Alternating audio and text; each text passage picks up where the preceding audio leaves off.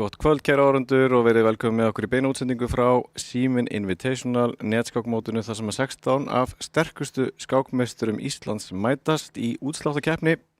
Ég heiti Björn Ívar Karlsson og með mér í kvöld er alþjóðlegi meistarinn Hilmir Freyr Heimisson. Hilmir, velkomin til leiks. Takk hérlega fyrir það, Björn. Það eru tvær viðregnir á dagskránni hjá okkur í kvöld og við ætlum að byrja á viðregn sem var aðeins búið að ræða hérna í síðustu viku. Það eru Örn Leó Jóhannsson og Bárður Örn Birkisson. Hvað getur þú svona sagt okkur, hverju getum við átt vona í þessari viðregn? Já, ég sennilega, við búumst við með mjög mikið af passivity. Þessi strákar eru mjög þéttir og eru ekki að taka allt og mikla áhættur. En Örn Leó er búinn að vera að sýna það upp á síðkastið, hann er búinn að vera mjög öflugur. Já. Og ég spái þessu 3,5, 1,5 fyrir honum Erni. Aha, einmitt. Það er athyglisvert sko að lengjan er með stuðlinn 1,12 á Örn Leó, 3,90 á Bárð. Finnst þér það vera of mikill munur? Eða? Það er eiginlega allt of mikill munur. Líka með við það að Bárður var með 2350 kappskákstig, bara alltaf að vera ekki fyrir hálfu ári, eitthvað svoleiðis. Þannig að þessi stuðl er, ef að menn bettuð á Bárð í kvöld þá bara er það algjörlega sanngjarnt sko, en stuðullin er allt og hár sko. Getur verið að þessi stuðull dragi marksitt af því að Örn Leó er töluvert stigahærri bæði á fítastigum og á netinu? Já, en ég veit nú ekki alveg hvernig þeir meta þetta allt saman, en mér finnst stuðullin vera, hann er eiginlega allt of hár sko. Athyglisvert. En áður en lengra haldið kæra áhorfendur þá ætlum við að fá hana Katrínu Ósk til okkar og hún ætlar að draga liti í fyrstu skákinni. Katrín, gjörðu svo vel, kom til okkar. Hún ætlar að draga fyrir hann Örn Leó. Og hvað er það sem verður fyrir valinu? Það er svart sem þýðir það að Bárður Örn stýrir hvítumönnunum í fyrstu skákinni. Og meðan þú ert hérna hjá okkur Katrín Ósk er nýkrýndur Íslandsmeistari. Hún var Íslandsmeistari með skólanum sínum, Hvaleyrarskóla. Íslandsmót stúlknasveita í skák. Til hamingju með það, Katrín. Til hamingju. Takk fyrir þetta. Og þá er ekkert að vanbúnaði, þeir hljóta að fara að byrja fyrstu skákina, Bárður með hvítt. Hilmir, aðeins meðan við bíðum eftir þeim, hvað getum við sagt byrjanavalið? Hverju getum við átt von á þar? Sko, Bárður held ég búinn að vera að leika núna 1 D4, alveg eitthvað upp á síðkastið, en hann var búinn að vera að tefla mjög hart að sér E4 alveg í ár, 1,5 ár núna. En ég sá það í deildakeppninni núna í október að hann var að tefla D4, og ég sá það líka í Grikklandi, við erum náttúrulega liðsfélagar í Breiðablik og þannig að ég býst við að það verður smá svona skipting á D4 og E4 og ef mér skilst rétt þá teflið Örli og einungis E4, er það ekki rétt að mér? Oftast. Ég held hann hafi líka svolítið verið í einhvers konar svona rólegum D4-systemum, kolle-system. Já, nákvæmlega. Og við ræddum aðeins við Örli það að hann er með svona svipaða strategi og ég að kemur að blitzinu, hraðskákinni, að tefla mjög hratt, að vera með 3 mínútur eftir fyrstu 15 leikina og við vitum það helsti veikleiki Bárðs og sérstaklega í hraðskák og líka í kappskák að hann á það til að vera allt á hægur, og það er stundum erfitt að laga svoleiðis sem maður er búinn að vera í mörg ár, Já, nákvæmlega. Við hefum séð það áður hjá Bárði í keppni að hann byrjar eiginlega ekki að tefla fyrir hann er komin undir mínútu og það getur auðvitað reynst mjög hættulegt. Annað varðandi skákstíl þessara meistara voru ræddum þetta aðeins fyrir útsendinguna að Örli og kannski sérstaklega er og þeir báður auðvitað mjög fasti fyrir en Örli og sérstaklega úrræðagóður skákmaður sem þetta er komið í gang og fáum þetta upp og er mjög lítið að gera mistök sem er náttúrulega mikilvægt. Og já. Bárður Örn með hvítt og Örli og svart og það er Karo Khan sem er komin upp hér, kemur svo sem ekki óvart frá Erni Leo að tefla þessu traustu byrjun. Og við sjáum að biskupinn er komin á Gunnar 4 og það er Bárður sem að hugsa, biskup F4. Og E6 og biskup E2, Já, þetta er einhver lína og skilst að Örli hafa búinn að vera leikur biskup D4 feikilega hratt og setur tvöfalda pressu. Er hann að plata hann strax í byrjuninni? Er hann að vinna bara D4 ekki neitt? Ég get ekki séð betur en að þetta sé bara hreinasta peð sem ég séð og struktúrinn góður í miðunni. Við sáum að biskupinn fór á D4 með tvöfaldri hótun, hann segja að hann hótaði bæði peðinu á 1-5 og B2. Nákvæmlega. Og menn vil alltaf meina það í skák að þú ert með tvöfalda hótun þá er leikurinn yfirleitt góður. Sem er mjög svona dæmigert. En ég get ekki séð að það sé einhverja sérstakar bætur fyrir þetta peð eins og ég segi, yfirleitt þegar þú ert að reyna að fórna einhvernum peðum þá viltu vera að fá einhverja veikleika í staðinn en við sjáum að það er bara ekki neitt að frétta. Örli og bara með mjög góðan struktúr þarna í miðunni, peðið á D5 og E6 valda mjög mikið að reytum og er þar einungis líka með 2 peði á móti engu central peði. Og oft talaði það að miðborðspeðin eru verðmættari en önnur peð. Nákvæmlega, það valda miðborði miklu betur væntanlega. Þannig að Örli og fyrir vel af stað og hann er með örlítið betri tíma, þetta er nú samt allt í lagi hjá Bárði, hann er nú ekkert að gleyma sér neitt. Kannski að Bárður heyrði til okkar með þessa veikleika sem ég nefndi áður fyrr með að vera að tefla of hægt. Og mér skilst að hann sé að verða svona meðvitaður um það að hann þarf að vera með meiri hraða í þessu. En við sjáum riddari C4 vill losna við biskupapars hvíts sem í rauninni var eiginlega einu bætunar og leið og þess að biskupapari farið þá sjáum við að þetta hreina peð er bara að fara, held ég að, þetta er bara unnin staða, spyr mig, þetta er bara unnin staða á hvít. Sorry, ekki á svart náttúrulega. Ekkert mótspil sem að hvítur hefur hérna. Nákvæmlega, það er ekkert að frétta, þannig að ég spái þessu náttúrulega 1-0 fyrir honum Erni, en við vitum að í hraðskákinni getur náttúrulega allt gerst og þess vegna eru við mættir hérna. Akkurat, við sáum að Bárður loksins passar þetta F2-peðana og hann er að leika tilbaka meira sér líka, þetta er bara... Já. Þetta er hryllingur. eða svona tæknilega úrvinnsla bara fyrir Örn Leó sýnist okkur Nákvæmlega. klára liðskipunina og létt á stöðunni. Já, Örn svona gæi, leikur bara drottning F6 og spyr hvort að hann vill bara skipta á drottningum og Einmitt. en það kannski bara passa sig að vera ekki að lenda í mislítu biskupa endatabli, en drottning F6 kemur og Akkurat. eins og menn vita þá ég náttúrulega sé allt frá hliðarlínunni og er alltaf að gíska á rétta leiki, virðist vera. Nákvæmlega. Hann þvingar þarna uppskipt á drottningum. Nákvæmlega. Tæknilega rétt að einfalda stöðuna verðandi peði yfir. Hann ætlar væntanlega bara að vinna í rólegheitum í endatablinu. Og núna sjáum við að hann ætlar að nota miðborðspeðin og næla sér í meira rými. Eina sem að Örn ætti ekki vera að gera er sennilega að skipta upp á riddurunum tveimur út af því að fyrir áhorfendur þá sem sagt mislitaðir biskupar bjóða upp á fleiri jafnteflissénsa út af því að þeir eru í sikkurum heiminum sko, þannig að þeir valda náttúrulega 32 reyti og hinn valda þá hina 32 reyti og það getur verið dálítið mikið begla að reyna að vinna út úr því. Góður punktur. Þannig að halda riddarum inn á borðinu býður upp með meiri dýnamík og við sjáum að núna notar hann þetta ekstra peð og ef við förum að telja eftir drepið þá sjáum við að eini munurinn í stöðunni er svo sem bara það að Örn Leó með ekstra peð og E5 bara for free sko. Einmitt. Þannig hann að bjóðunum að fara í uppskipti á riddara fyrir biskup. Væri það svörtum í hag í stöðunni eins og gerist núna? Já, þetta er bara ekkert mál. Ég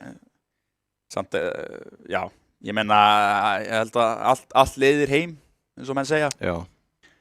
Þannig að þetta er náttúrulega bara spurning að vera ekki að blönda þessu ekstra peði. En eins og við vitum á þessu leveli þá þarfnast maður bara að tapa einu peði til að tapa skákinni. Já, einmitt. Og hróku D2 og þetta lítur bara ekki vel út. Það er sennilega þetta D1 en núna til dæmis E4 gæti verið leikur eða drepa B2, leikur E4, líka flott. Pressa á B2-peð og Bárður bjarga því með að leika B3 og þá kemur E3 og þetta er það sem við ræddum Örn Leó og hann missir ekki af þessum sénsum sko. Hann er sko, þó að hann sé eitt af passístu skákmönnum landsins þá er hann mjög taktískur þegar að því kemur sko. Og það er alltaf mikilvægt og núna sjáum við að þessi veikleikar er að fara að falla. Biskupinn getur ekki valda peð á B3 því miður, hreinlega út af því að biskupinn er leppaður og ef þið haldið að eitt peð sé ekki nóg þá getið rétt ímynd ykkur þegar þú ert 2 peðum undir. Nákvæmlega. Er eitthvað vesen fyrir Örn Leó ef þessi hróku kemst upp til dæmis á C8 eða C7, Hilmir? Segjum að taki peð á B3 núna, fær hvítur eitthvað mótspil?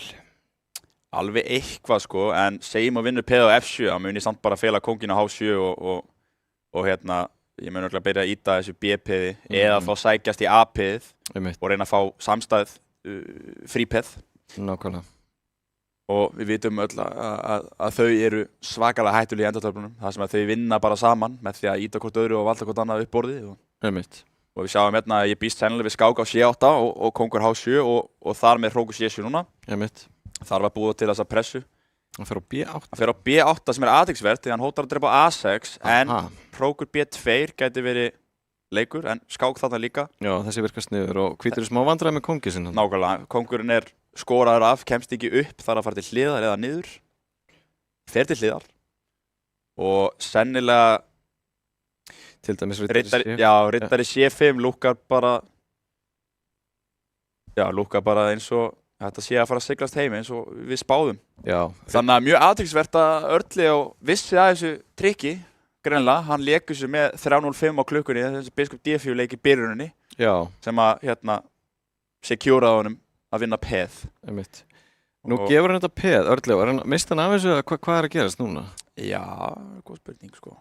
Hann lék hann F5, hann hefði getað ekki bara riddari C5 og valda allt en hann gefa hann óþarfa möguleika hérna. Sjáu ykkur svipbrögð? Nei.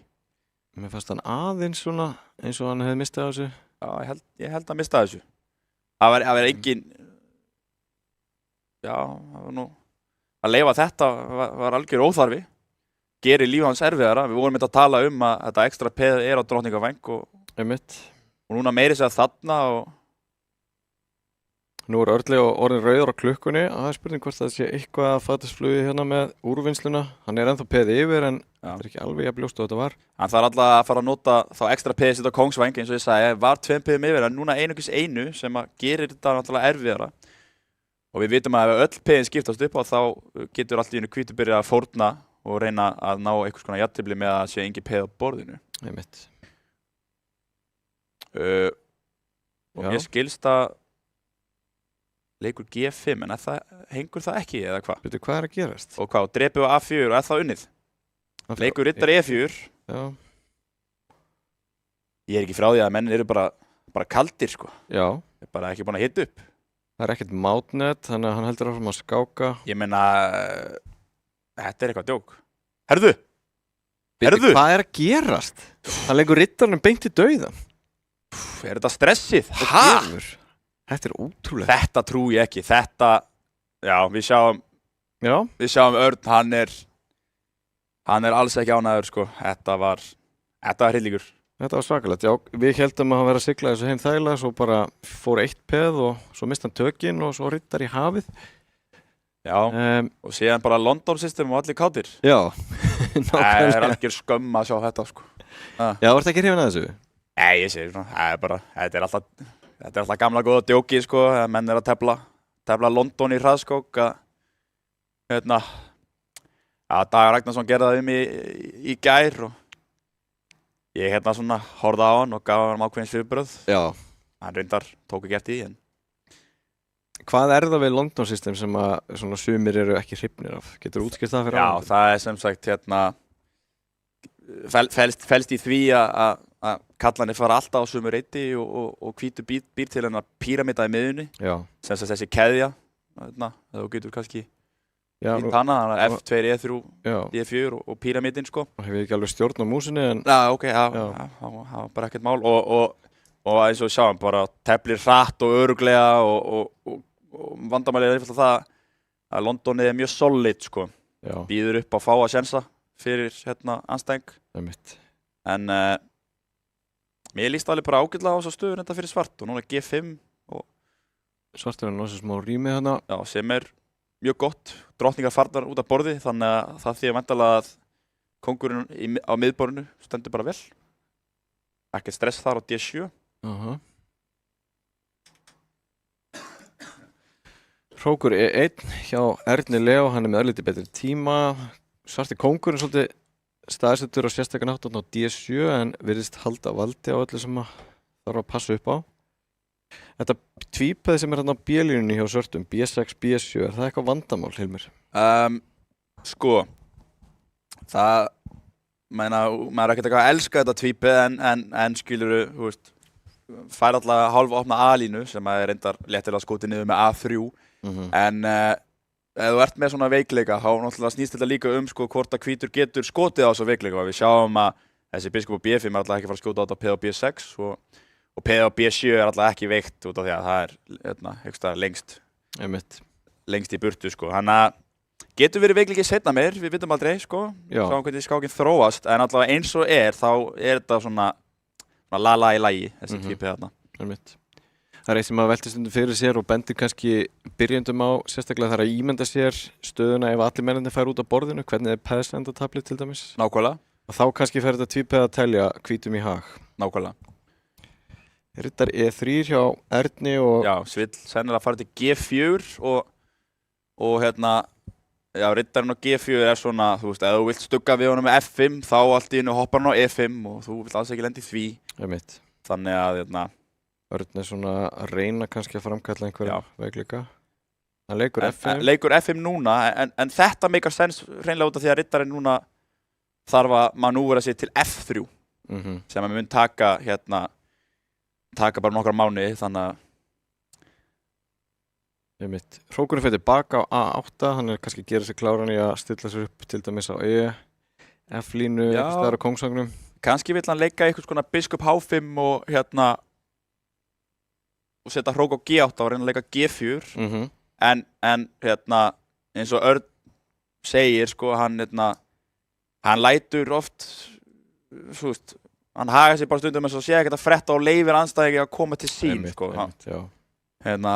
Láta sigurinn bara koma til sín, sko. Það er svona helsti styrkleiki Örds að það er mjög erfitt að brjóta niður, þú veist. Það er alveg hárrétt, maður hefur alveg upplifað það sjálfur. Já, við sjáum þessa stöðu, þú veist, hvert þetta fara að skjóta á, þú veist. G4 reyndar, eins og ég segi. Og sjáum að hann fer í svipa plan og ég sagði, reyndar setur biskupinn á Finnur 7 en ekki á H5. En þetta er endatafl, þannig að ég veit ekki alveg hversu sterkt þetta er. Svo kemur bara kongur H2 og Örd lætur eins og sé engin hætta á kongsvagnum. Já, og það var spurning, af hverju myndi ég ekki leika G3, drepi og tekið mér hrók. Aha, já. Og reynda tvöfalda síðan, og náttúrulega fyrsta lagi eftir það að hrókurinn byrtist á G3, þá allt í hennu hótaði ég sem biskupi. Einmitt. Þannig að það er einhvers konar tempo og gerir þetta og vill örugglega taka þetta með hrók. Ég ætla að skjóta á það. Já, mér finnst það mjög líklegt. Bárður er það er mjög lógíst. Hann er komin undir mínútu, hann mætti fara að gefa aðeins í núna, Örlygur með fína tíma. Já, Örlygur er alltaf með fína tíma, það er nefnilega málið, sko. Nei, tekur þetta með peð og hvað? Og biskup H5, ok. Hrókur fer sennilega til D2. Já, mér líst bara vel á þetta, ég veit ekki, kannski er hann að leyfa hann að vaða aðeins svo mikið á sig. Já, ég meina... Hann þarf alltaf að fara að aktivera hann að hróka á A1, sko. F3 er að koma og þá kannski opnast allt saman eða hvað? Já, nákvæmlega. Og þá sjáum við að peð og H3 myndi allt í hennu missa keðina. Geti verið veikleiki. Já, hann leikur hann að biskup F1 Valdar H3 peð og... Hann tók þetta, ok, riddarinn þarf að komast í spili. Já, hann kemur að F5. Hann þarf að tefla með þessa kalla, við sem þeir eru á borðinu. Hann kemur að F5 með G6 og þá yfir kannski H4 eða eitthvað slíkt. Já, en Örlygur sniður leikur þarna og vill sennilega segja að ef þú leikur riddari G6 þá kannski drepi á G3. Aha. En þá... Alveg óhræddur. Já. Einmitt. Og svo bara kongur F2 og... Nákvæmlega. Og virðist vera að það sé engin gaffall í húfi. Gerir þetta samt. Hann hlýtur að taka ykkur að 5 sekundur, allavega 10 sekundur og hugsa þetta. Og það hann veit ef hann leifir riddari H4 þá gæti hann verið í frekar slæmi stöðu. Já, mér syns það. Þannig að þetta er svona do or die moment. Hvort dreipir á G3 og býtur á jaxlinn eða leifir riddari H4 og ert allavega með eitthvað verra. Einmitt. Kongur dreipir G3 riddari H4 ská kongur F2 í fljótubræði virkar í lagi fyrir hvítan. Já. Kongur dreipir G3 riddari eitthvað annað, ég meina er eitthvað annað hættulegt. Riddari F5 samt kongur F2. Hann leikur hrókur F1 bara. Ok. Leifir skákina H4 sem að gerist og leikur síðan kongur G1 og við sáum að ef að hrókurinn hefði ekki verið að F1 þá hefði riddari F3 verið gaffall. Já. Og hrókur G6, bara smá hraðatækni hjá Bárði. Riddari G2. Nákvæmlega, við skipta upp á. Þessi skákstíl hjá Erni Leó, hann er stundum svona eins og einhver broddgult. Rúla sér í kúlu bara og svo reynir maður að snerta hann og þá stingur hann. Þetta er svo leiðilegt, sko. Þetta er eins og, ég og Björn ég sagði að ég er nú strax búinn að opna eitt collab og það við vissum að þessi viðrögg gæti verið dálítið þreytt. Já, einmitt. Það veit ekki að hressa sig við hérna. Nákvæmlega. Þó að það var víst reynda að spenna á þann. Herru, nú erum við búin að vinna peð og þá hefur broddgaltastungan sem sagt virkað. Nákvæmlega. Og þetta er svona Örlygur virkar. Það er bara verjast og síðan bara pressa á klukkunni og allt í einu peð yfir. Og núna sjáum við að öll þessi stöku peð hjá svörtum að þau eru ekkert spes. Já, nú kannski fara þau að telja. Nákvæmlega.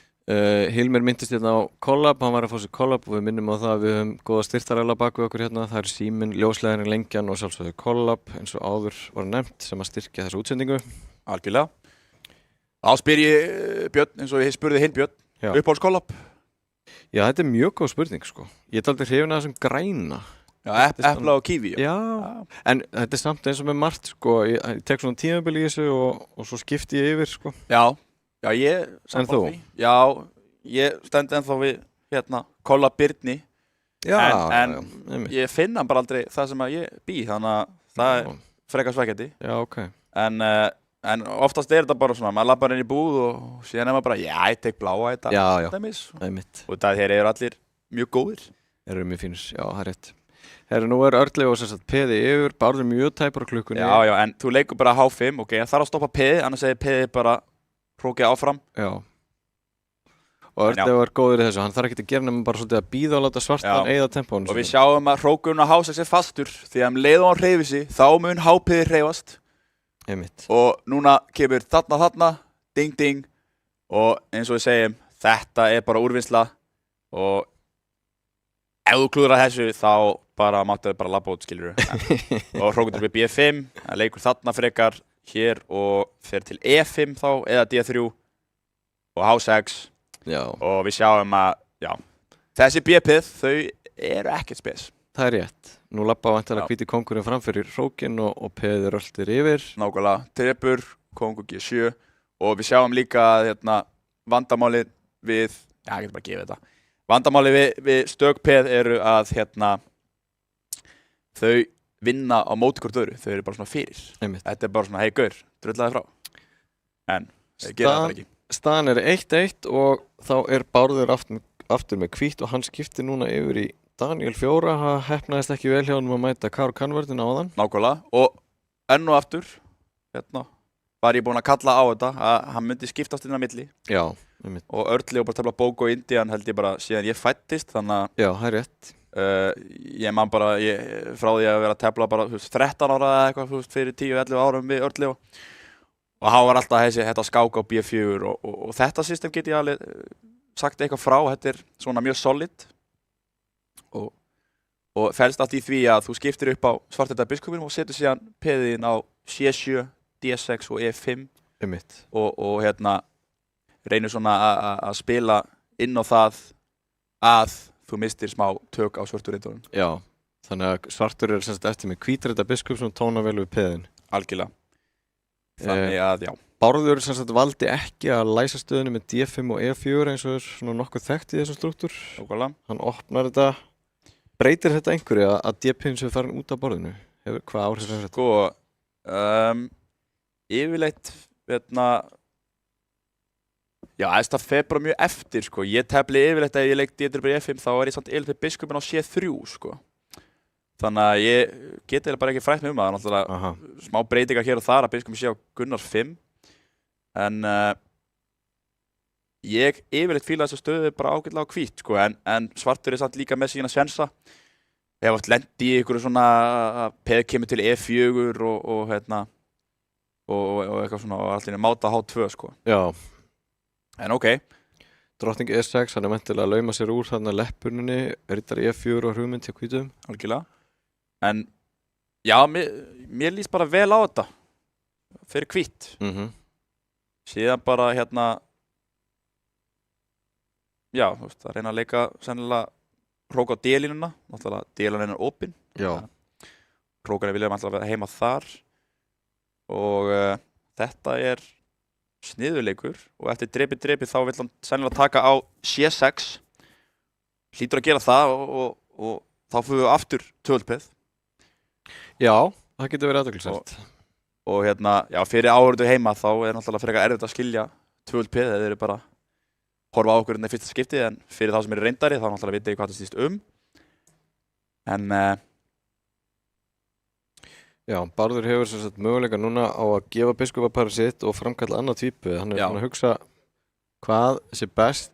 Nákvæmlega, en þá kemur upp djók hjá okkur strákunum að Bárður, hann gefur aldrei biskupapari. Herra, jú. Já, hann gerir það. Það er eitthvað þroski. Hann erum við. Og E4. Já, athyglisvert. Ok. Eitt sem ég velti fyrir mér, sko, riddari C5 má ekki núna út af biskupið þessu. Hann kemur í veg fyrir það. Ætlar að hafa biskupinn þá E3 eða eitthvað? Já, sannlega. Er ekkert vandamál þó að þessi riddari fara á C5? Er hann ekkert að fara neitt? Já, en leið hann fer á C5 þá skýti hann niður. Það er ekki málið það. Biskup E3 núna eða hvað? Já. Hvert ætlar að fara? Það fara til B3, drepi og það er ekki bara jafntefli. E6, já. Þetta er E6.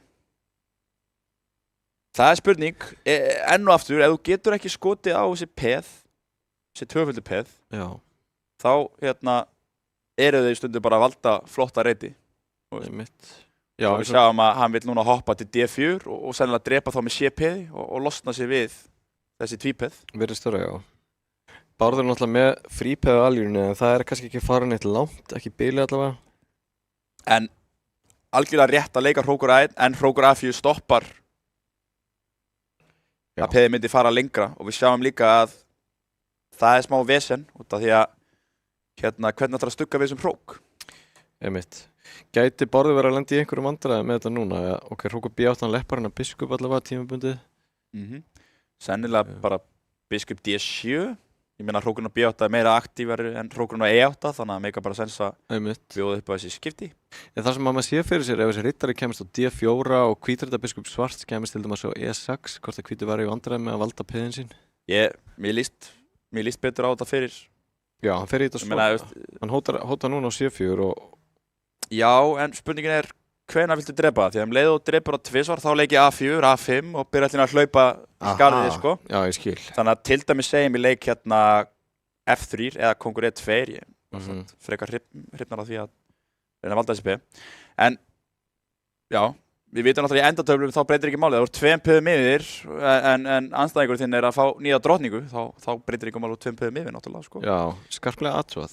Þannig að til dæmis Biskup drepur P-ð, riddari drepur, tekið og síðan allt í henni bara byrjaði bara að hlaupa áfram. Einmitt. Þannig að Örlygur kýst að taka ekkert að P-ð, hann kemur kónginn í staðinn og hvíti kóngurinn er komin á svæði líka að valda C4 P-ð. Og já, svartur stendur augljóslega betur hér þó að hann sé með þannig sé verri P-struktúr en það er hreinlega út af því að hrókurinn á A4 er miklu sterkari en hrókurinn á A1. Já. Og það snýst allt activity. En nú velti ég fyrir mig, segjum að svartur leiki riddari D4, þá hvítur einhvern veginn getur vallar hreyft sig. Það má ekki gera mikið, það má ekki hreyfa riddaran og kóngurinn má ekki fara neitt, ekki langt allavega. En getur svartur bætt stöðuna sína? Það er spurningin. En alltaf fín tækni hjá Erni, hann er svona að reyna að ná svona maximalt progress og og það er auðvitað það sem hann á að gera. Í endatölvum þarftu yfirleitt ekkert eitthvað að vera að flýta allt og mikið. Bara svona að þú ert að kýtla andstæðinginn og svona.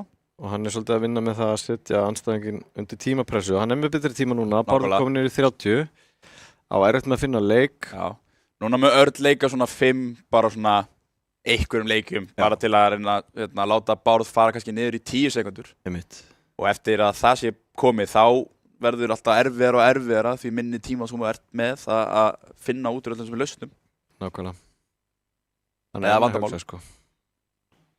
Hann getur náttúrulega að leika í einhverjum peðsleikjum, hann leikur G3 já.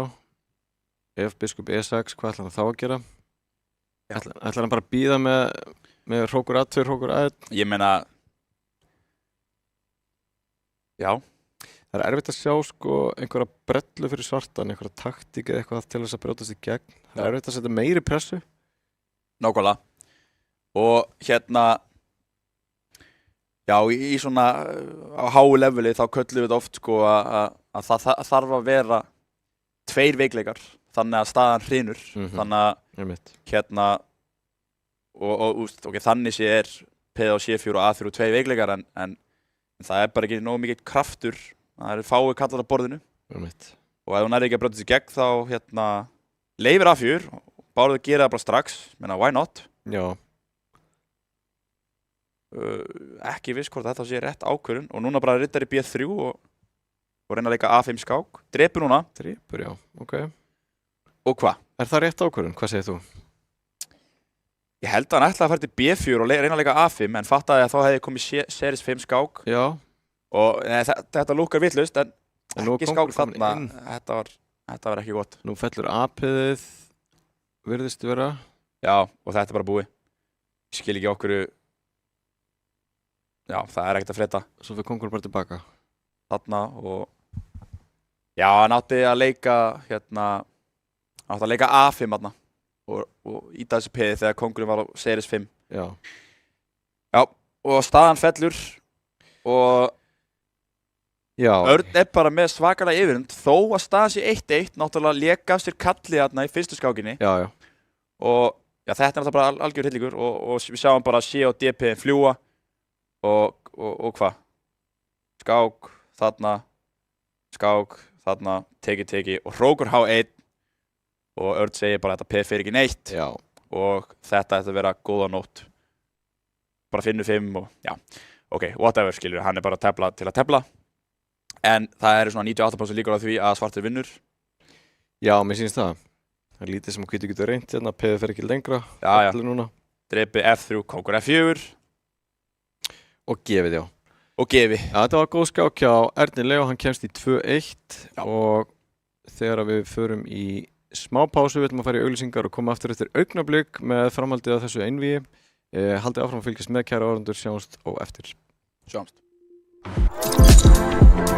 Við tengjumst gegnum óteljandi þræði og bylgjur, í gegnum samtöl, augnablik og upplifanir. Þú ert í betra sambandi hjá Símanum. Hvernig sem framtíðin verður, þá verður þú tilbúin. Ljósleiðarinn gerir allt mögulegt mögulegt. Rafíþróttir í sjónvarpi Símans. This is what we've trained for, people. Fylgstu með öllum viðburðum í beinni útsendingu.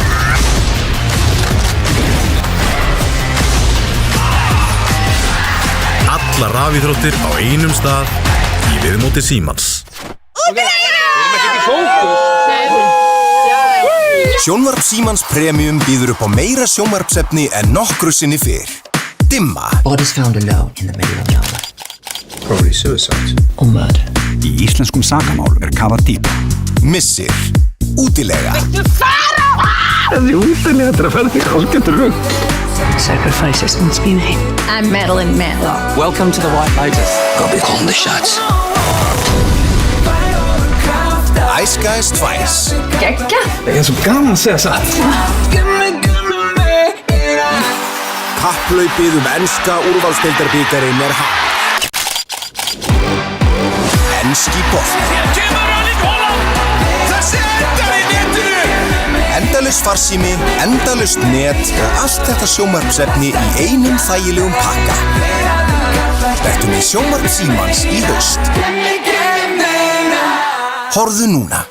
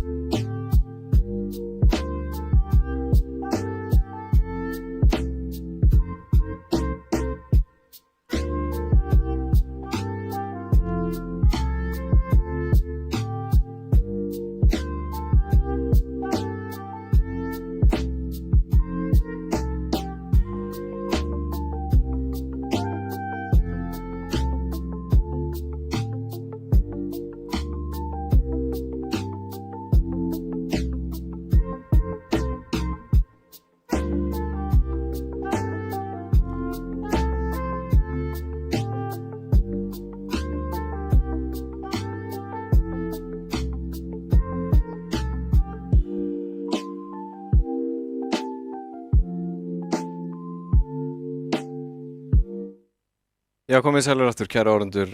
Staðan 2-1, Erni Leó í vil og við býðum eftir að þeir fari í fjórðuskákina sem ljósleiðaraskákin í boði ljósleiðarans sem sjálfsögðu. Hvernig finnst þetta að fara að stað, Hilmir? Sko, það ætti að vera 3-0. Við vitum það báðir, en náttúrulega Bárður fékk þetta eina punkt og það var mjög mikilvægt. Já. Og hann þarf samt að fara að gera eitthvað, ég meina Örn eiginlega bara búinn að vera bara svona jarðan hægt og rólega. Já, hann virðist alveg stýra þessu. Og eins og ég sagði, Örn bara gerir svo lítið af mistökum og teflir líka mjög hratt og þetta combination, þú veist, að þú getur ekki brotið hann og síðan ertu eitthvað með eitthvað sprikl og ertu allir komið með eitthvað 10 sekúndur á klukkunni og síðan horfa á klukkur hans og hann með 1,5 mínútu eftir. Já. Það fattar það bara, já, þetta ekkert svo einfalt. Nákvæmlega. Þetta nefnilega dálítið erfitt. Það erfitt að eiga við Örn Leó, það bara þannig. Hann bara góður í skák. Já. Það getur maður orðað þannig. Það hárrétt.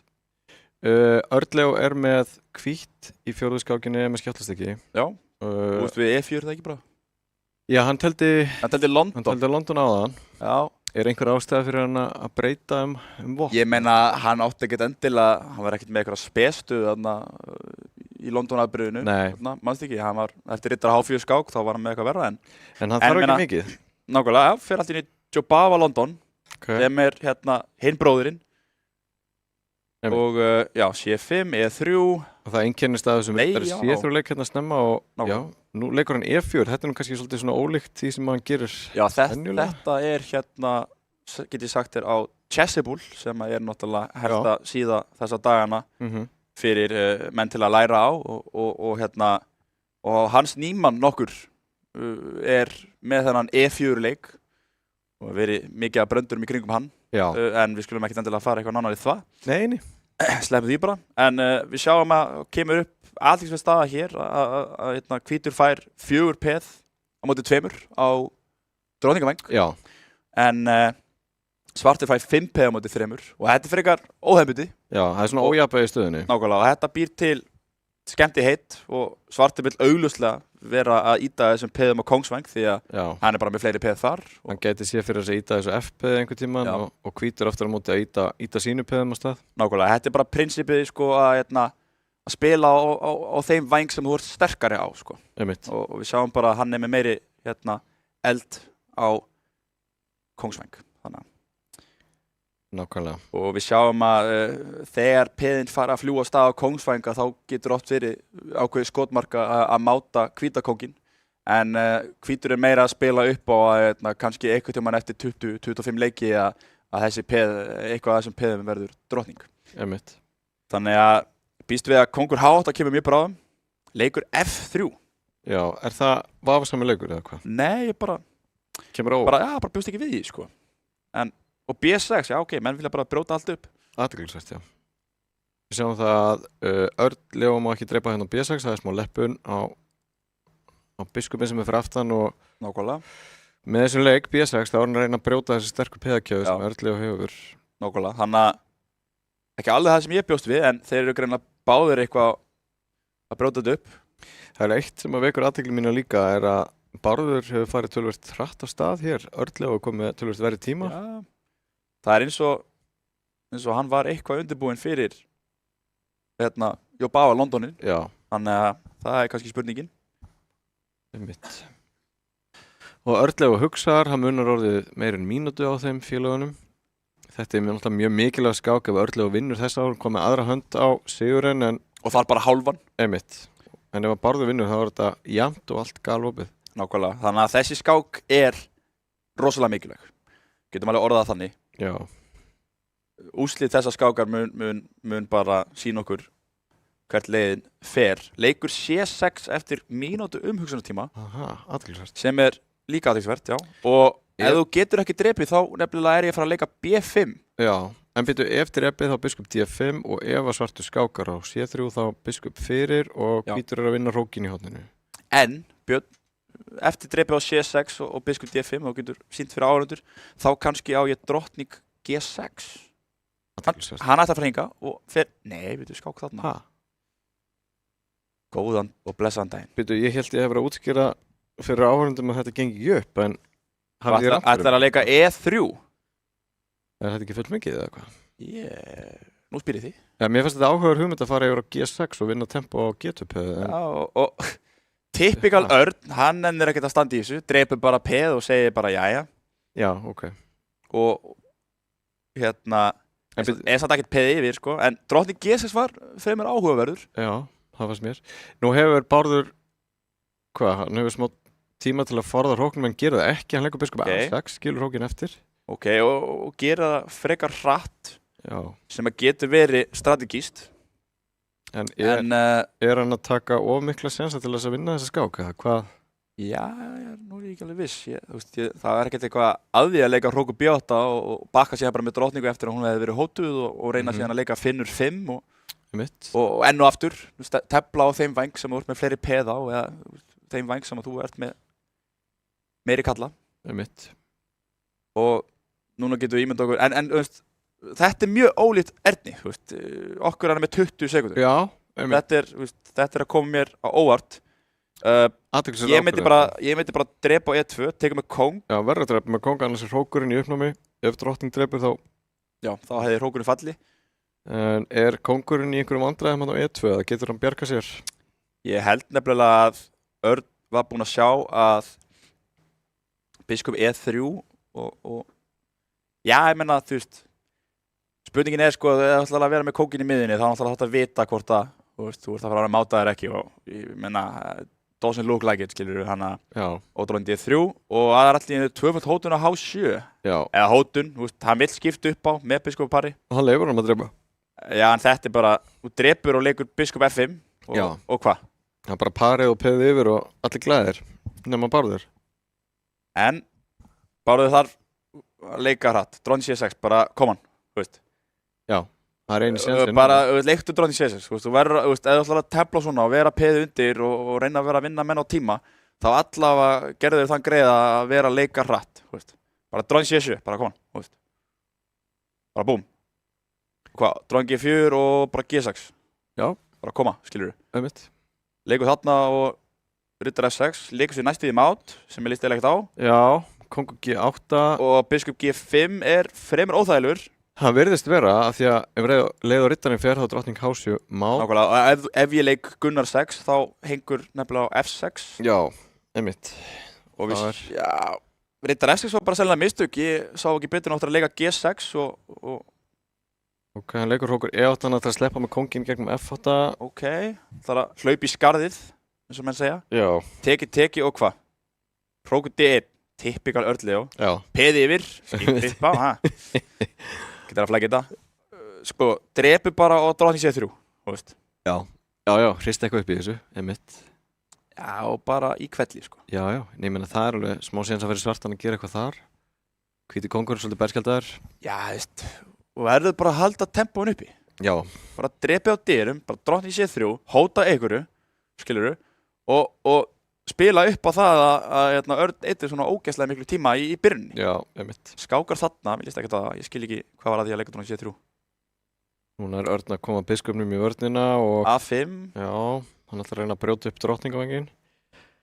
Örn gæti bakkað. Sem er sennilega rétt. Já, ok, hann gerir þetta svona, heldur peðinu völduðu. Nú þarf Örn kannski að reyna að færa þessa drottningu eitthvað yfir ef að Bárður ætlar að færa sig upp á skaftið. Já, við getum basically garantera það að ef að drottninga fara út af borði að þá stendur hvítur til að vinna þessa skák með biskup pari og peði yfir. Já. Það er yfirleitt too much. Einmitt.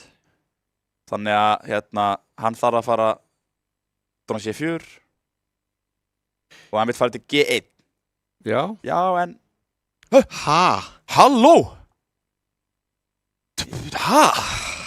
Hvað Já, sko, ef að áhorfendur sáu ekki hvað gerðist þarna þá fjall Örn bara tíma. Ha? Þetta var sakalegt. En ok, staðan er 2-2. Og allt undir núna. Bárður einhvern veginn búinn að vera með tapað í öllum skákunum. Já. Og það meina ég öllum. Og lék Örn á F6 óvart. Ég held það, já. Ég held að hann lék F6 óvart því að hann leikur núna G6. Eða þá að þetta er eitthvað system. Já, mér fannst það einhvern veginn viðbröðin vera þannig eins og hann hefði leikið einhverjum Já, nú er ég búinn að falla á tíma og og Músa sleppur Finnur 6 og... Sko, þetta eru 2 sigrar sem að Bárður er búin að fá í rauninni með annarkvort tapaðar eða hartnar tapaðastöður í rauninni bara út af einhverju klúðri hjá Örni. Hann leikar sér manni í fyrri tapskökinni og þarna fellur hann á tíma. Það ein regla í hérna, þegar búið að tefla hérna, með bestu manna á Íslandi í netskák. Ekki vera að falla á tíma. Já. Sérstaklega ekki í 3+2.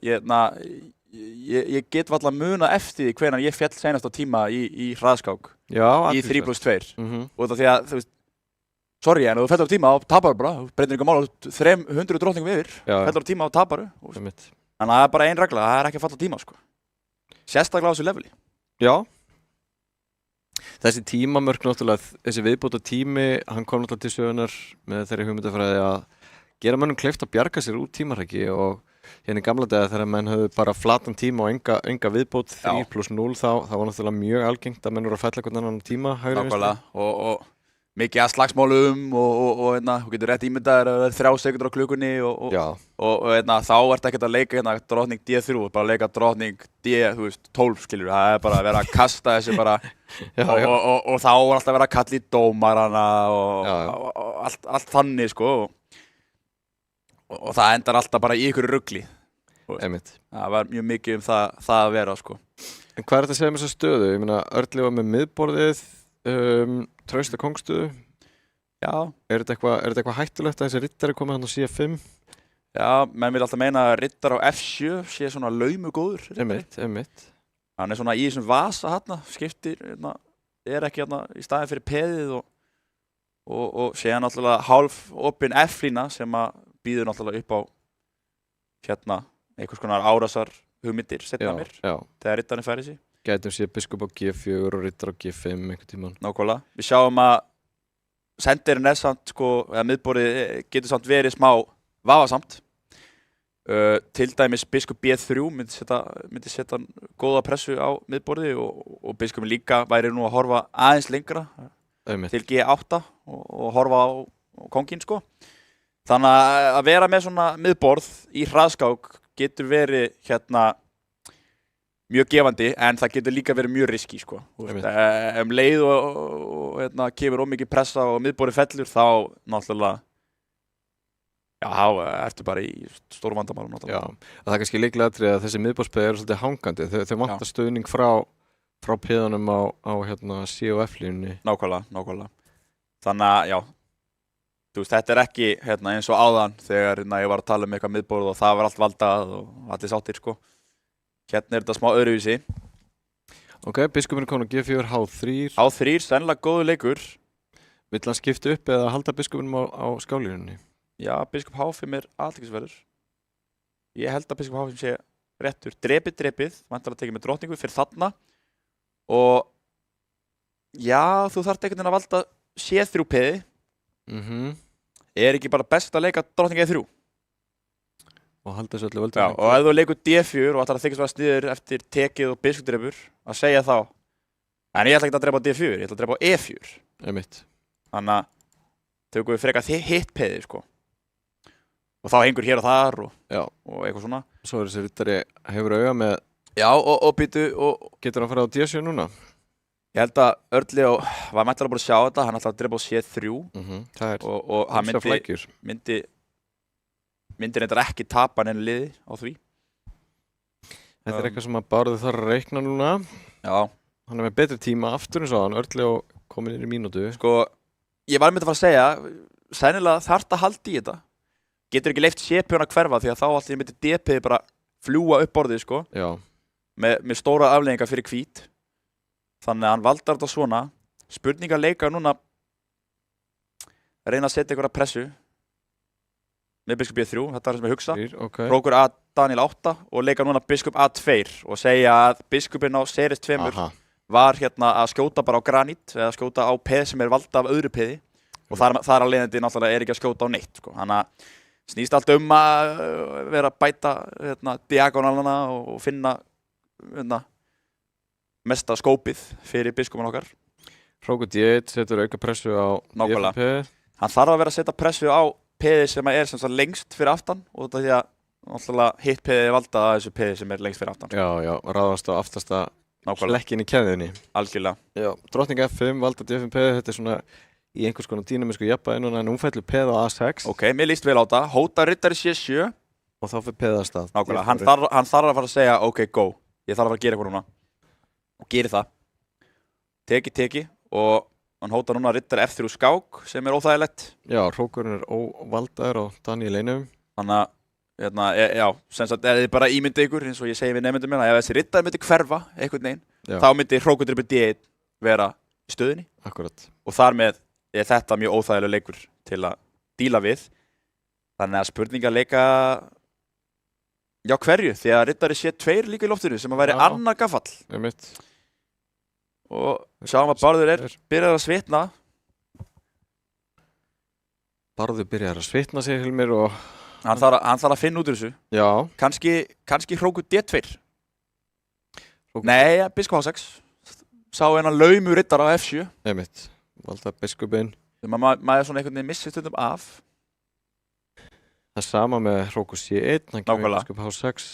Þannig að Bárður hann rauður á klukkunum. Já, ég meina, hann finnur ekki út úr þessu. Þá tekur hann sem að örugglega rétt. Athyglisvert. Og eftir drottningdrippi F7 að leika þá hróku D2. En riddari F3 núna, hvað gerist þá? Þá mun ég... Hann gerir það ekki. Þurfum ekki pæli. Hróku C1, ok. Hróku C1 núna, ok. Nú, biskop H6 ekki inn í myndinni. Riddarinn farinn. Já. Og við sjáum að hvítur peði yfir, meðum ekki gleyma því. Þannig að drottningar skipti væru nett og enn og aftur ég bara að predikta alla skákina eins og vanlega. Já. Og drottning B3 kemur. Hvert vera með drottninguna svartur? Já, ef þú skiptir upp á þá, teki og núna þarf það að fara með eitthvað tempo game, riddari C7. Eins og hann leika A5, A6. Og kemur peðun á A7 þá alltaf búin að binda kalla svart við að reyna byrja bóða, ný drottning á leiðinu, skilur við. Og riddari E6 virkar. Og E3, það smá dýnamík í svörtu stöðunni, hann er að reyna að opna... Og tekur núna þarna. Hann reyna að opna einhverja línu fyrir mennina, hróku D2. Það er sennilega ekki nóg. Við sjáum hennar litla vasa á H2. Já. Biskop E5. Nei, já, ég drep á E3. Ég er Bárður að hafa þetta núna. Hann þarf að drepa á E3. Teki. Biskop H6. Vinnur hvað tilbaka. En ég leik bara hrókur hérna. Teki og þetta er unni. Hrókin bakvið. Hrókur A1. Og hvítur 2 peð hrókur A1. Við vitum að... Eða A5, whatever. Hann með leika hrókur A1. Við vitum að hrókurinn þarf að vera bakvið P. Og núna bara G4. Eða kongur G. Koma konginum yfir. Já, við sáum bara mjög svipaða stöðu áðan þar sem að Örli var svipuðu liði yfir í hróksaðantöfli. Hann gæti unnið með svona mótu svona passíum hrók hjá Bárði. Og þetta er bara mikið. H5, já. Sko, hróksaðantöfli eru mjög mikið að jafnteflisjensum. En 2 peð, þá ertu pushing it, sko. Og sjáum að A6 skák, til dæmis. Hann er óþægilegur. Getur ekki drepið út af því að kóngsendaltaflið vantar að búi, hrókur A5. Getur ekki leikið kóngur B6 því að þá minn ég bara segja A7 og ný drottning á leiðinni og okkur alveg sama ef við töfum hrókinum eða við getum fengið nýja drottningu. Og þetta er bara tæknileg úrvinnsla og hérna fer bara þarna og segir bara ok gaur, þú mátt taka þetta peð en ég ætla að taka þetta peð og ég ætla að vinna hinum minn á helminginum og Bárður er 3-2 yfir, ég actually trúi þess ekki. Já, þetta er alveg merkilegt með hvernig þetta hefur þróast af því Örlega hefur haldið alla þræði hérna í fyrstu skákunum. Bárður bara stundum frekar hægur á stað en einhvern veginn með 3 vinninga sem að meika bara engan sens. Merkilegt og þá er Örlega með hvítt og grípur til þess að leika kóngspjörnu eins og þú talar og eins og ég sagði, ég minni fólk á það stuðullin var 3,9 á Bárð. Þannig að þetta var bara gefins peningar ef þið mistu þessu. Herri, segðu mér eitt. Nú teflir Bárður Kárkon vörn og drepar hérna með E-peðinu. Þetta er eitthvað sem Örlega hefur sjálfur telt með svörtu. Við minnum á það að hún duga jættefli í þessari skák til að vinna einvíð. Ákvæmlega. Þannig að Bárður mun bara vera skipt upp á, en Örn líka, því að Örn, ég veit ekki, var eitthvað búinn að segja Erni að það sé 3,5? Já, jú, hann á nú að vita það. Ok. Já. Minnum á það að fyrirkomulegi þessu einvíð er eins og áður hjá okkur. Það er fyrstu til að fara yfir 3 væninga sem fer áfram og verði jafnt 3-3 þá er teflaðir áfram þangað til einhver vinnur. Ok, sko ég get alveg sagt þér það að þessi tvípeð getur verið smábegla og ég myndi alveg vilja hafa peð á E6 til dæmis. Já. Að setja bara slæta það til hægri sko en þetta er ekkert eitthvað stórmál en það getur verið smá óþægilegt því að allir kallarnir að fjúka borðinu og tvípeðin sko eru alltaf í erfiðleikum með að búa til frípeð sem væntanlega það sem þetta skiptir máli í endatölvunum sko. Já, fræðilega séð að við myndum taka alla kallarna út og það verður bara peð og kongar eftir þá ætti hvítur að vinna. Já, þá væri hvítur með teórískt unnið endatafl og það er hreinlega bara því að tvípeðin, eins og segi þau eru fyrir hvort öðru. Já, og hvítur hefur peða meira hluta 4-3 sem að telja meira. Nákvæmlega. En væntanlega reynir Bárður að halda einhverjum mönnum inn á borðinu. Já, sennilega best að reyna bara að færa hróksendatafl. Já. Það væri bara easy jafntefli. Og Örn vill ekki skipta upp á seinasta riddaranum út af því að við vitum að það sem að Max Útlú sagði var sko, ef þú vilt reyna að vera að vinna, reyna þá að vera að halda riddar á borðinu. Sko, þeir eru svo lipir og skemmtilegir. Einmitt. En Ok, Bárður og Örn hafa báðir stilt hrókunni sem upp á D-línunni. Hver er hugmyndin? Hvað er það að hugsa með þessu? Ég er eiginlega bara að sopna sko, ég ætla að vera alveg hreinskilinn sko. Já. Þetta er bara, Örnina er einhverju must-win situation og hann er bara, jæja, bara ekki bara skipta upp á 5 köllum til að byrja með og síðan ætla að tabla. Ég hefði leikið E4 og kannski gert það sem Bragi myndi gera. Já. Fara bara í C6-2 biskup C4 og Já, hrista aðeins upp í þessu. Nei, ég segi svona. Sko, það sem að velti fyrir sér er hvort að Svartur með einhvern tíma að leika C5, hvort hann græði eitthvað á því. Væntanlega ekki rétt augnablikki fyrir það núna. En þeir eru svona báður að undirbúa sig fyrir það að dílinan gæti opnast á einhverjum tímamóti. En ég meina, Örnleifur hlýtur að þurfa að koma að þessa stað einhvern tíma. Hvernig getur hann undirbúið til dæmis að leika C4 og búið til frípeð? Er of erfitt að gera það? Sko, við vorum alltaf með þrefaldapressu á D4. Já. Og bara með tvöfald vald og þá tökum við enn og aftur eins og ég kenni nemendum mínum stundum að tökum við bara gogga gráða á þetta skilur þetta er bara og lítið vald á peðinu þannig ég er svona meira að pæla sko, hvort að ég ætti að reyna að vera að leika einhverju D5 og svo reyna að skipta upp á öllum hrókunum en fara í riddarendatafl sko, og þau eru mjög trikki sko. Og þá var það sem að Bótvinnik sagði að það væri ákveðin regla í kóngsendatölvum og sama með riddarendatölvum er að sko, og ert yfirleitt ekkert með sko betra eða verra, annarkvæmt staðar bara jöfn, unnin eða töpuð og það er einhvern veginn að sama með þegar bara einungis 2 riddarar á borðinu út af því að þeir get ekki tapa tempói sko, við sjáum að þeir hoppa alltaf bara á skoppa og já, ég ætla ekki að fara eitthvað allt og langt djúpt í þetta, en svona já. Og Bótvinnik alltaf má minnast að það að hann var heimsmeistari í mörg ár. Jú, vissulega mikill fræðimaður frá Sovjetríkjunum í dag. Ok, nú kannski möguleiki fyrir Örn að leika þessum D5 leik. Já.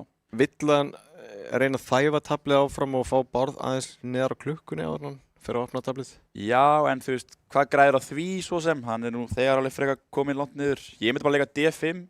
Drepi, tekið mér hrók, skipta upp öllum hrókunum, geri það, sennilega, og reyna sig bara enn og aftur að spila upp á það sem var 4-3, sem verður núna 3-2 á drottningavæng. Þannig að langtímaplan Hvíts er að reyna að búa til frípeð á drottningavægnum úr þessum peðameirihluta. Nákvæmlega. Á meðan að Svartur getur lítið gert við frípeðið sitt og við höfum mikið talað tvípeð hinn í kvöld. Það er líka bara búin að vera tvípeð bara í hverju eins og skák, þannig að væntanlega þurfum við að tala það sko. Og já, held að hann, ég ætla að sé ekki bara að hlusta, Getur verið að hlusta á okkur. Getur, sko, ok, hann Er ekkert eftirlit það? Eru menn bara með opið strímið og Nei, ég segi svona. Nei, ég heldur að heyra nú ekki í okkur. Nei. Og mér líst vel á þetta, Bárður skynjaði hættuna og ætlar að reyna að leita sér af og riddar F1, hann er fremur passífur Já. En meina, hrókur D7 er samt á leiðinni, þannig að hrókur D7 Þetta er svona typikal Örn, hann vill alltaf halda öllu under control, sko. Já.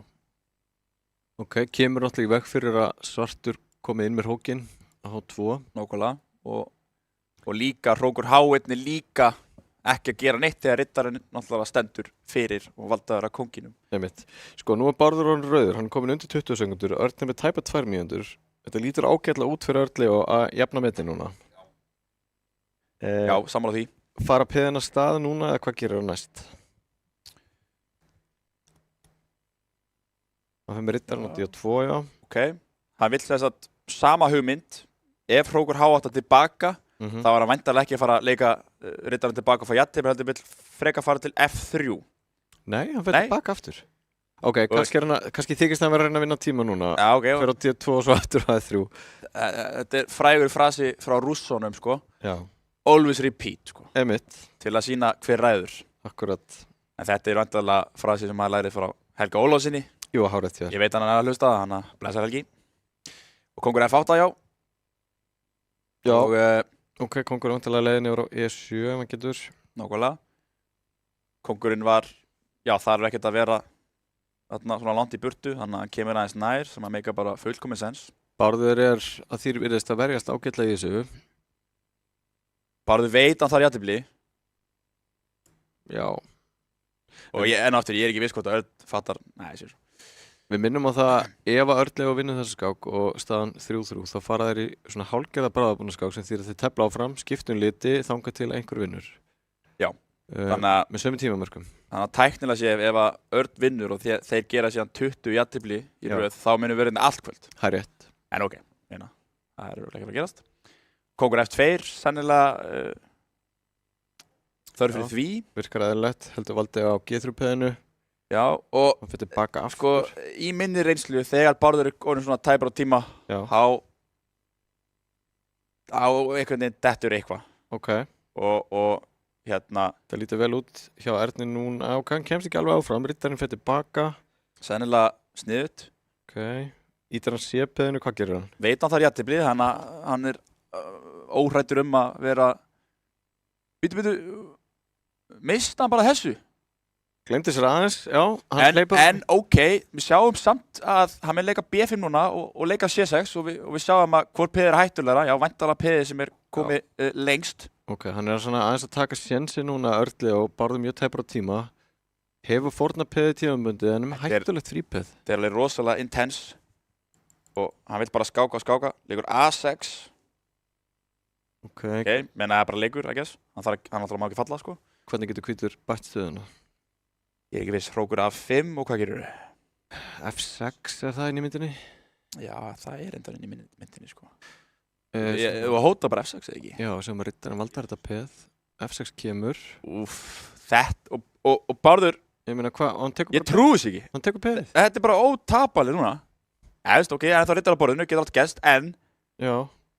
Ég meina, Örli verður bara að fara í einhvern barning núna. Þetta er bara svakaleg sveifla.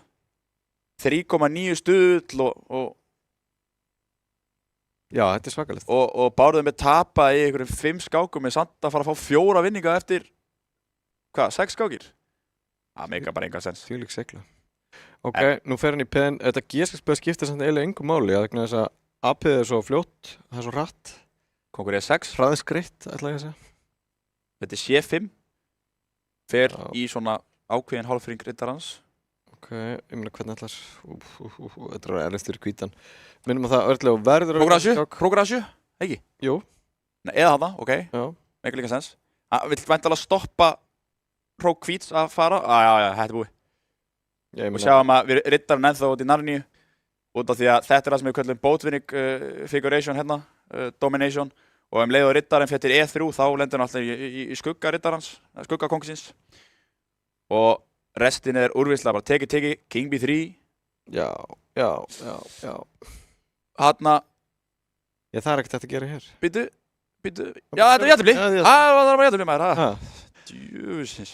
3,5, 2,5 og það er Bárður Örn Birkisson sem fyrir áfram. Þetta. Í 8 manna úrslit. Þetta var rosalegt. Já, bara... Já, ég er bara orðlaus, sko. Þú ert orðlaus, já. Ég sé það. Bara ég bjóst alls ekki við þessu. Nei. Væntanlega trú alveg á Bárð, það er ekkert það, en bara með að við stöðuna sem að Örn var með, þá er þetta algjörð klúður. Já. Þetta það.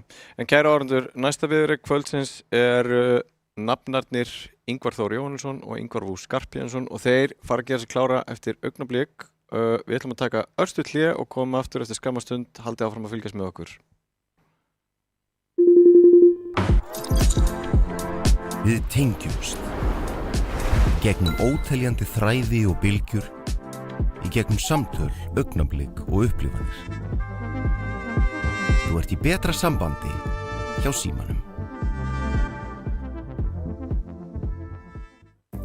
Hvernig sem framtíðin verður, þá verður þú tilbúin. Ljósleiðarinn gerir allt mögulegt mögulegt. Rafíþróttir í sjónvarpi Símans. This is what we've trained for, people. Fylgstu með öllum viðburðum í beinni útsendingu.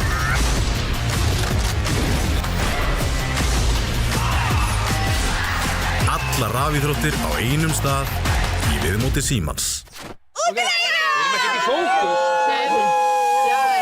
Sjónvarp Símans Premium býður upp á meira sjónvarpsefni en nokkru sinni fyrr. Dimma. Bodies found alone in the middle of nowhere. Probably suicide. Or murder.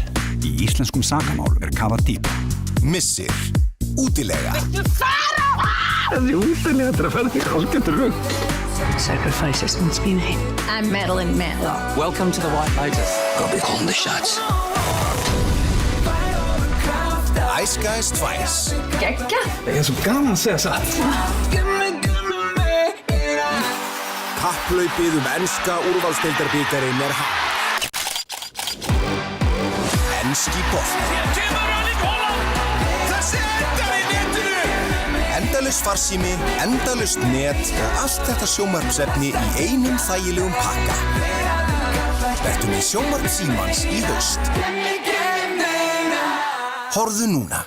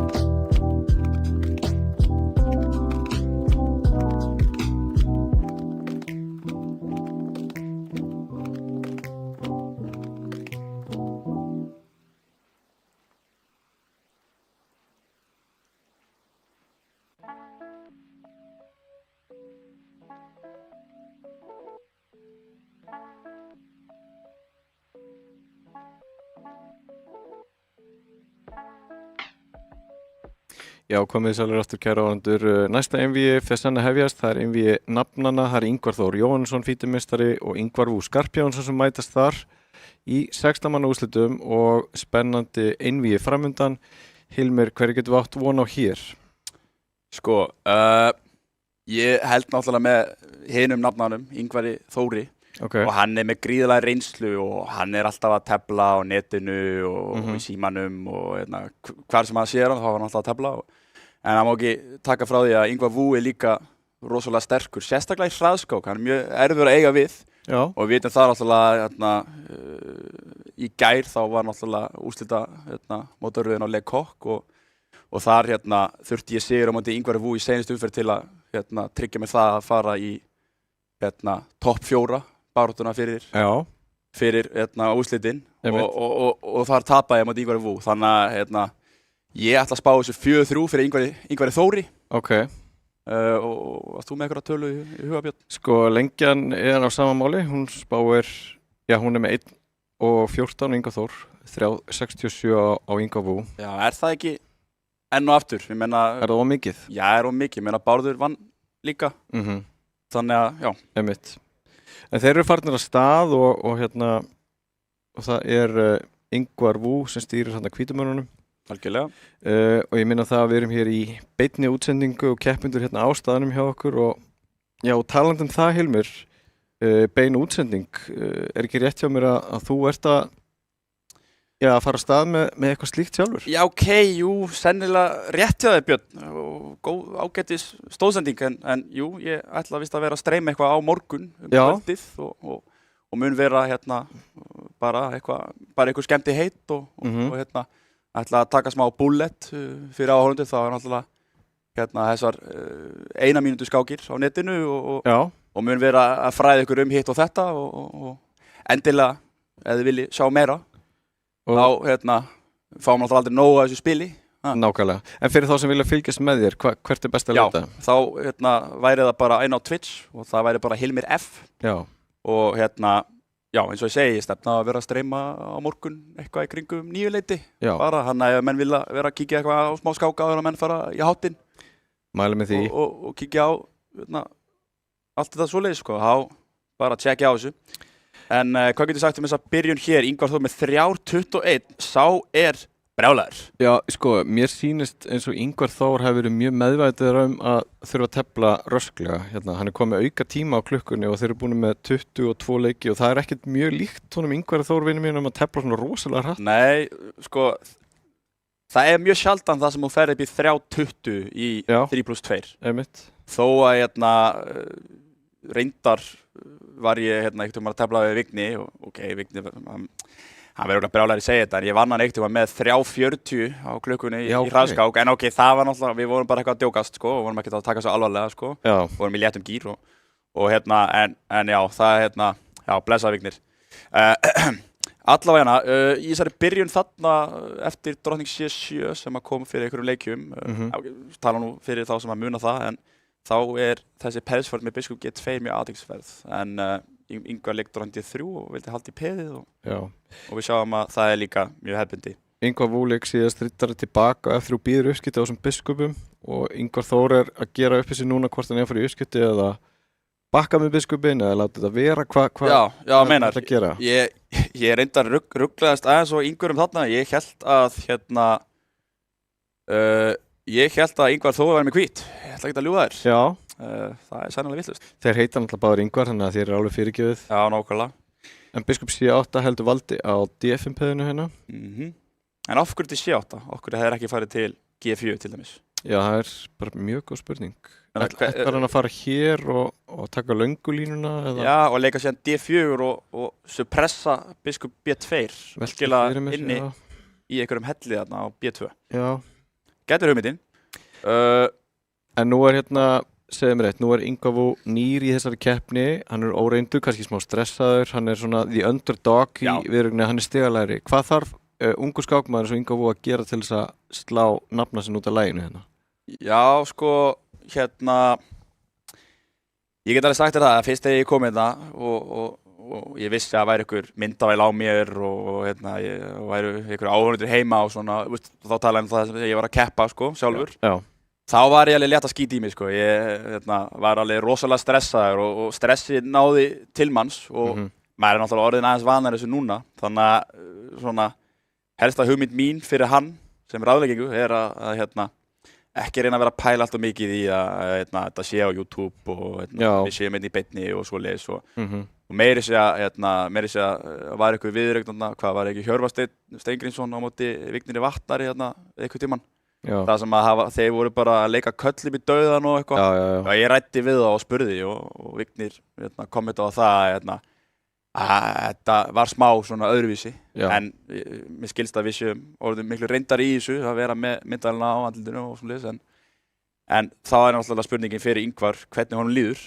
Það pressan sé að ná til hans.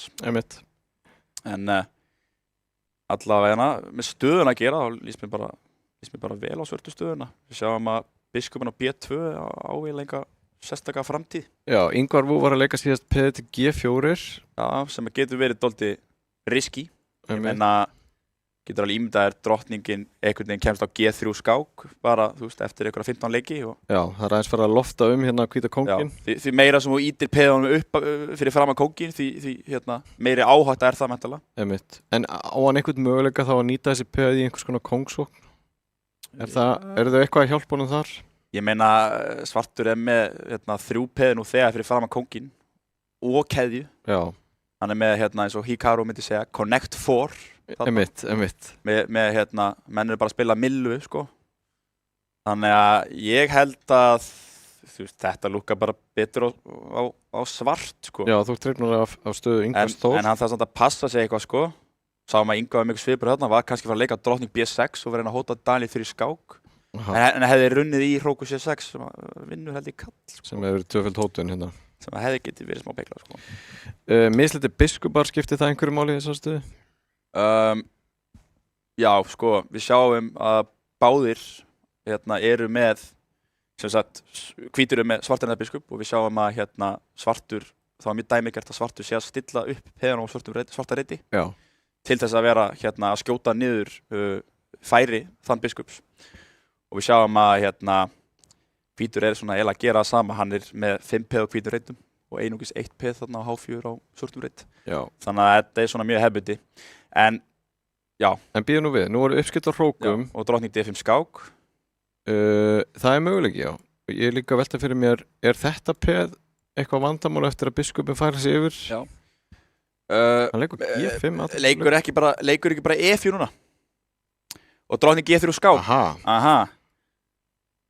Og drottningin kemur inn hér. Já, sem að ég kommentaði á fyrir mínútu. Virkar hættulegt. En gerir það? Og gerir það sjálfsög. Right. Og hvað gerir ungi maðurinn þá? Minnum að það að Ingvar Vó er yngsti keppandi mótsins. Hann er ungis 18 ára eða á 19. ári ef ég maður rétt og kemur hérna inn sem vann sér inn sæti í undankeppni sem að framfóra á netinu fyrir mánuðinum. Já.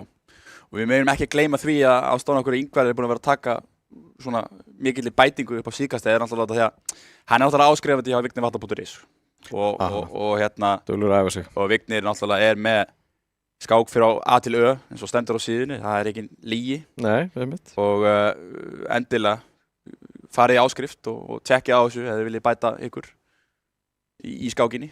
Náttúrulega Vignir okkar besti maður og hann veit eitthvað þetta, skils mér. Jú. En F4 mjög sniður, mist á því. Ok, drottning drepur, er þetta hættulegt fyrir hvíta kónginn? Já. Það er ekki til flóknar. Hann býður uppskiptið inn? Já, þarf að gera það sennilega. Hvað gerir Ingvar Þór? Ákveðin regla í mislindum biskupum er að reglan er sko, sá sem er að gera árás er oftast þá með hættulegri stöðu, sko. Einmitt. Það er meika vent að bara setja í skák, en já. Af hverju má hann ekki taka á B2? Hvað gerist það? Já, ég meina, hann má það bara. Það er bara tjaldi. Virðist vera sem Ingvar hafa gleymt sér aðeins þarna, biskupin var hótað, hann gat bjargað honum, en F7 bara drefi, það er ekkert verið það. Já, það virðist ekki verið neinn hætta þessi biskup múrar þetta vel saman. Og ég fer í hérna vasa bara á H7 og... Já. Það skil. Svo. Drottning C1 og drottning G5 eða H6 virðist vinna Já, peðið. drottning H6 bara. Já. Sjáum að Ingvar veit alveg að þetta er bara úrvinnsla. Peðið á H5 er nú hótað tvisvar og mun vera drepið. Ingvar, þú hafði telt þessa skák ágætlega, hann bara gleymdi sér aðeins þarna. Já, en staðan var byrjuð að opna og eins og ég sagði, og verður að passa að ætla að fara að leika þessu G-peði fram. G-peði er yfir peði sem að Valdar kóki best. Þannig að það er eins og er og núna bara, já, hann ætla bara að fá biskupinn í spilið. Hann ætla að sauma eitthvað mátnet í kringum. Bara drottning F3 og E3. Já. Og þá hótar hann mátt í 2 og eftir drottning H2 skák, þá mæntalega bara, eins og ég sagði, það er þessi vasi á H7 og það er algjörlega. Já. Ingvar Þór klárar þetta vel. Ein mistök hérna hjá Ingvar Vú, en hann hafði vissulega opnað kongstöðunni sína svolítið mikið og kannski skapað sér ákveðum vandræði þar. Nákvæmlega. Og drottning G3 var síðan, eins og ég var búinn að sjá fyrir, var endirinn. Herru, þá er það Ingvar Þór með hvítt og það er uppáhaldið þitt, það er London System. Strákar. Og Ingvar Þór, setur hérna rittarinn snemma á E5. Já. Er ekki algengast að hingra eitthvað með þetta? Jú, það er það vissulega, en núna hef ég ekki skoðað London fyrir hvítt í, ég steldi að þetta senast 2019, þannig að það er fyrir ykkur 6-7 árum. Og en ég man að riddar E5 snemma var mjög athyglisvert. Ok.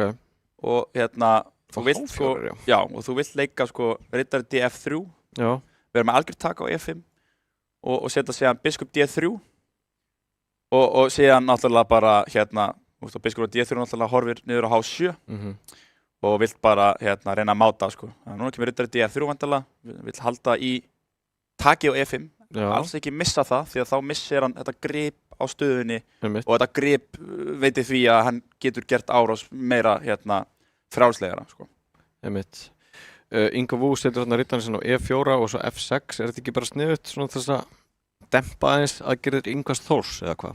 Jú, ég meina, þú veist, skák er náttúrulega telt af 2 aðilum, þú getur ekki bara hort á og verið jarðaður, þannig að væntanlega þannig að gera eitthvað og núna sjáum við að H4 fittar ekkert allt of mikið inn í stöðu hvíts. Nei, nú er kongsóknin eiginlega búinn og það þarf að fara að tefla stöðulega væntanlega. Ingvar Þór þarf að færa hennar riddara sinn að því virðist. Eða hvað, má hann drepa á C5, er hann að hugsa það? Já, góð spurning. En riddar ditt fyrir á borði, þannig að þurfum ekki að pæla í ykkur ennilega. Kannski bara biskup, P og E4 er náttúrulega hengur, þannig að maður þarf vist að valda það eitthvað. Biskup C6, valda það. Þetta lukkar mest normal. Já. Og í minni reynslu með eitthvað svona stöðu þá stendur svartur bara fæn, drepur og hann tekur þetta svona, vildi ekki fá sér E3 sem hefði kannski getur eitthvað beigla. Já, biskupin fínn á D5. Nákvæmlega, og við sjáum að, tvípe, enn og aftur. Björn, vilt þú segja okkur of hverju þessi tvípe er ekki léleg? Já, einmitt, mjög góð spurning. Ég meina þetta peð allavega valdar ýmsa reiti. Þetta þrengir svolítið að riddaranum og það er möguleiki á seinni stigum fyrir svartan að losa sig við þetta tvípeð, komið til þess. Þannig ég myndi segja að þetta væri ágætist tvípeð. Algjörlega. Og líka sem ákveðin regla, þá ef þú ert með tvípeð sem eru þá annarkvort á E eða D-línunni, að þau eru náttúrulega tvípeð á miðborðinu og þar með, eins og ég segi, og ert náttúrulega með þessa mikilvægstu reiti á borðinu sem er náttúrulega, ef þú getur hæglata fyrir okkur E4 og alla þessa reiti og þekkir þetta alveg. Þannig að ef þú ert með tvípeð á miðborðinu þá eru þeir yfirleitt að valda þessa reiti og þar með er þetta ekkert endilega allt svo slæmt. En sem dæmi, ef þú væri með tvípeð eitthvað á hálínni, þá náttúrulega ertu bara í vesinni, Já. Þannig að.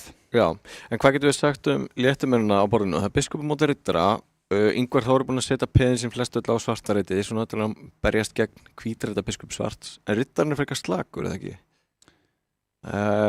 Ég meina, ef við ætlum að fá einhver svona stöðu þar sem væri hvítum í hag, góðu riddara móti lélugum biskup eða eitthvað svona, þá þyrfti þessi riddar að komast á einhvern betri reit. Já, og það er málið að riddarinn vill gjarnan fara á C5 eða E5 út af því að þetta eru reytir sem að geta ekki verið stuggaði við. Við sjáum að það er ekkert peð, alltaf peðin fari ekki tilbaka, það vita menn. Og en já, það er náttúrulega triksið með sko riddarana sko að þú verður að, þú veist, þetta er eins og að panta flug sko, þú ert að vita hvert þú ert að fara sko. Já, og þessi riddari, hann er ekkert svo auðvitað að komast á þessa reyti? Já, nákvæmlega, þú veist, eins og þá sé nú alla leið til þess, þannig að. En er ekki bara Ingvar Þór í smá vandræðum núna með svona almennilega klára viðskipunum sína? Og við sáum líka að hann hristaði hans hausinn eftir hann leik B3 og virðist vera ósáttur með stöðuna og ég meti þessa stöðu bara betur á svart.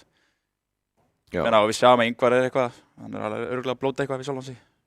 Það er aðalega það sem að mér finnst sko slæmt að fyrir Ingvar Þór er að svartur hefur svo góð tök á séljunni. Þannig að ef að Ingvar Vú heldur rétt að spilunum og geta sett nafna sinn undir tölvara pressu. Nákvæmlega. Og ég var að fara að stíka upp því að leika A5 og leika núna H6.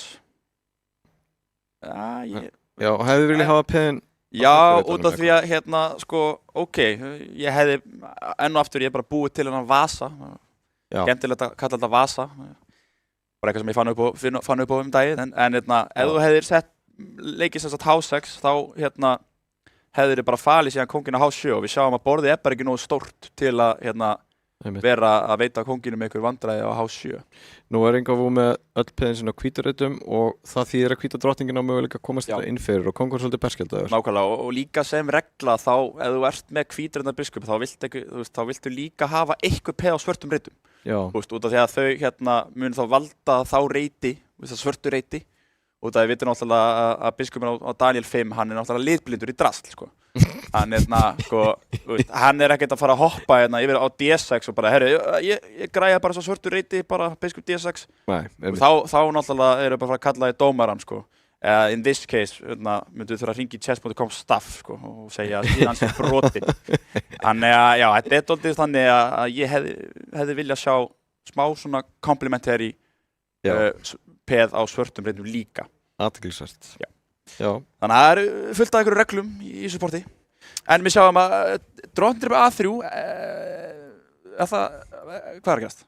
Sko, já, það er það sem ég reyna áttum á. Drottning A3 á hann eitthvað mótspil með hrókur C8, drottning H6, drottning E5. Er einhverja hættur í þessu fyrir Ingvar Vú? Hann getur tekið riddarann. Já, hvað gerist? Sko, hann skákar á C8, það er algjörlega ljóst. Og þá ertu með 2 valmöguleika. Já, hann gerði ekki. En byrju, nokkur hengur ekki á B5. Já, en þú veist, núna gerist bara það sem ég segi. Já. Þú veist, núna út af þú leggst G6 og eitthvað, núna kemur skák þarna og núna kemur hann inn á H8 og skilurðu, ef þú hefði verið með peðin öðruvísi, þá hefði þið bara leikið kóngur H7 og sagt bara, allt í góðu bara. Sagt bara, slaka á. Já. En núna, sko.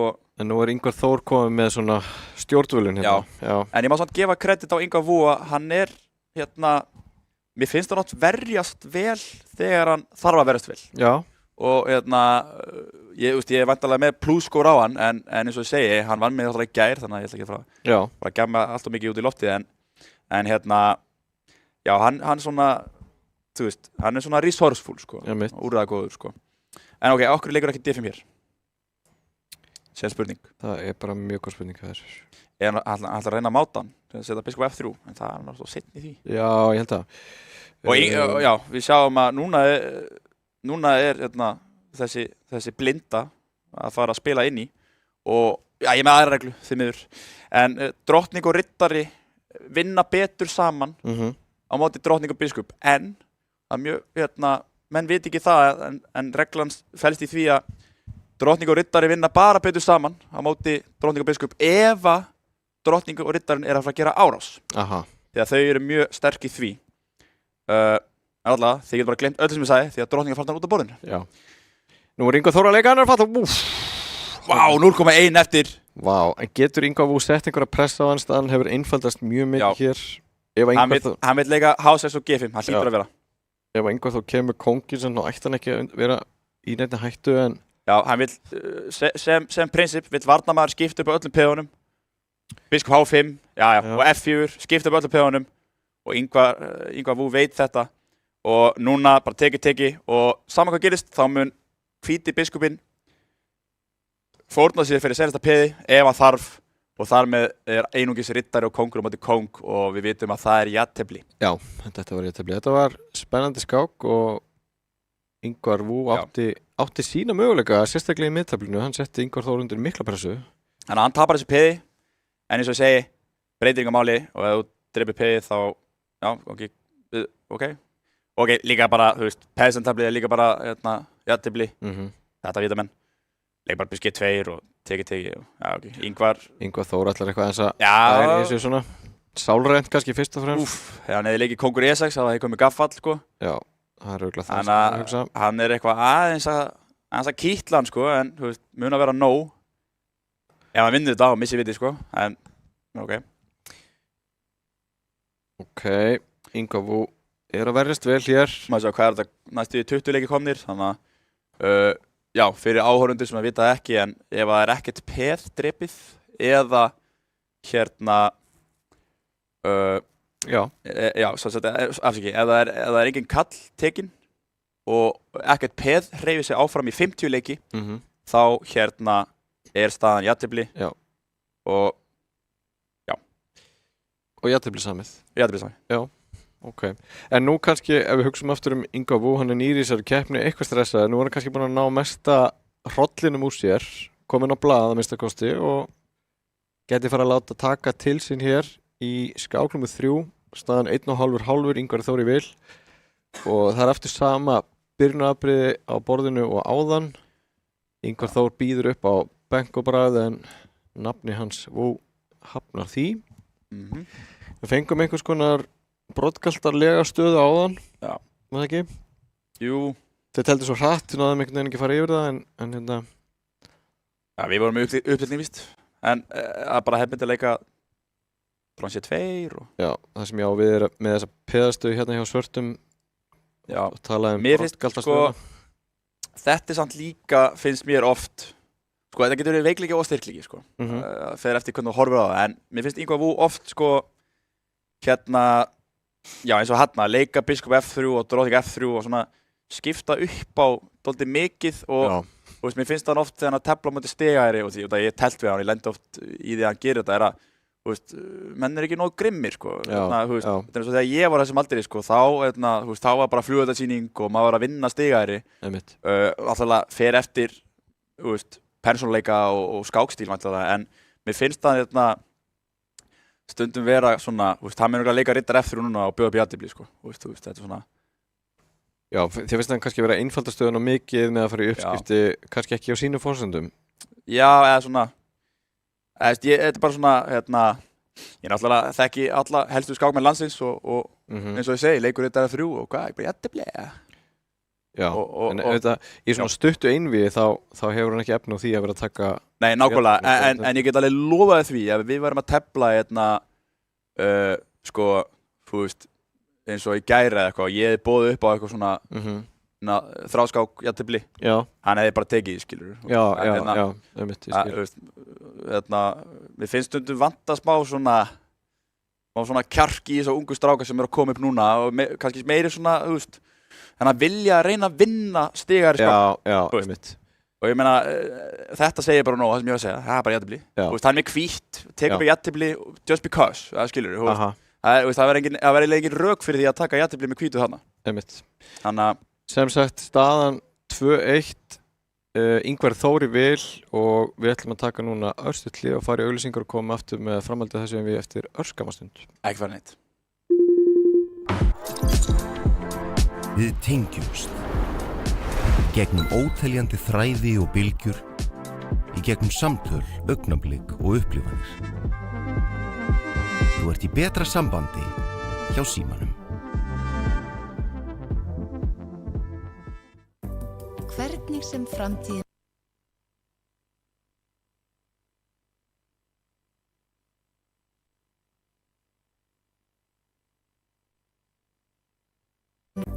Hvernig sem framtíðin verður, þá verður þú tilbúinn.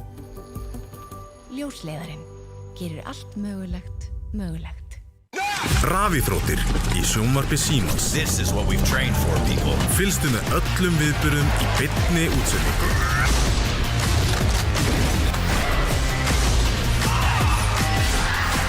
allar rafíþróttir á einum stað í viðmóti Símans. Sjónvarp Símans Premium býður upp á meira sjónvarpsefni en nokkru sinni fyrr. Dimma. Bodies found alone in the middle of nowhere. Probably suicide. Or murder. Í íslenskum sakamálum kafað dýpra. Missir. Útilega. Þessi útilega að ferða þig hálfgetur rugg. Sacrifices must be made. I'm Madeline Mann. Welcome to the White Lotus. Go be calling the shots. Ice Guys 2. Gekka. Ég svo gaman að segja satt. Kapphlaupið enska úrvalsdeildarbikarinn hafið. Enski bolti.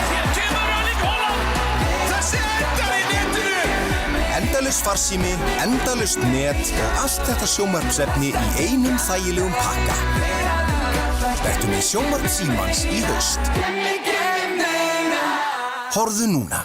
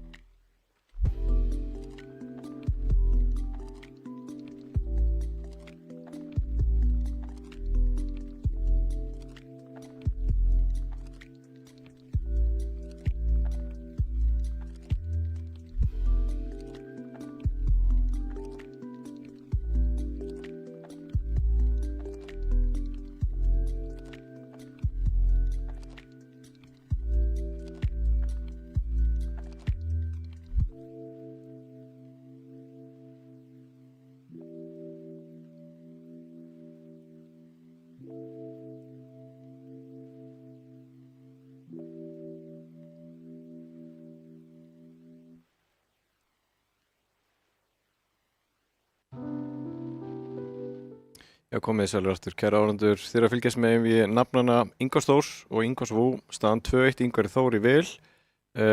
Hilmir, jafntefli í þriðju skákinni, hvað getur þú sagt okkur þetta?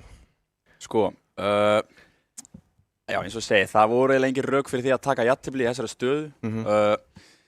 Sérstaklega líka á hærra leveli, þú veist, þegar þú ert komin á þetta stig, sko, að þá ertu yfir að reyna að pressa með hvítu, því að þú náttúrulega, þú veist, þú byrjar og leikur fyrsta leiknum og þar með meikar sens að reyna að búa til eitthvað og tefla til sigurs, tefla til vinnings með hvítu og þetta hefur alltaf verið það sem ég hugsa, oft á tíðum þegar maður var að tefla í útlöndum þá, að keppa á móti mjög sterkum andstæðingum, þá var alltaf, sko, vinna með hvítu og jafntefli með svört, mjög solid, sko.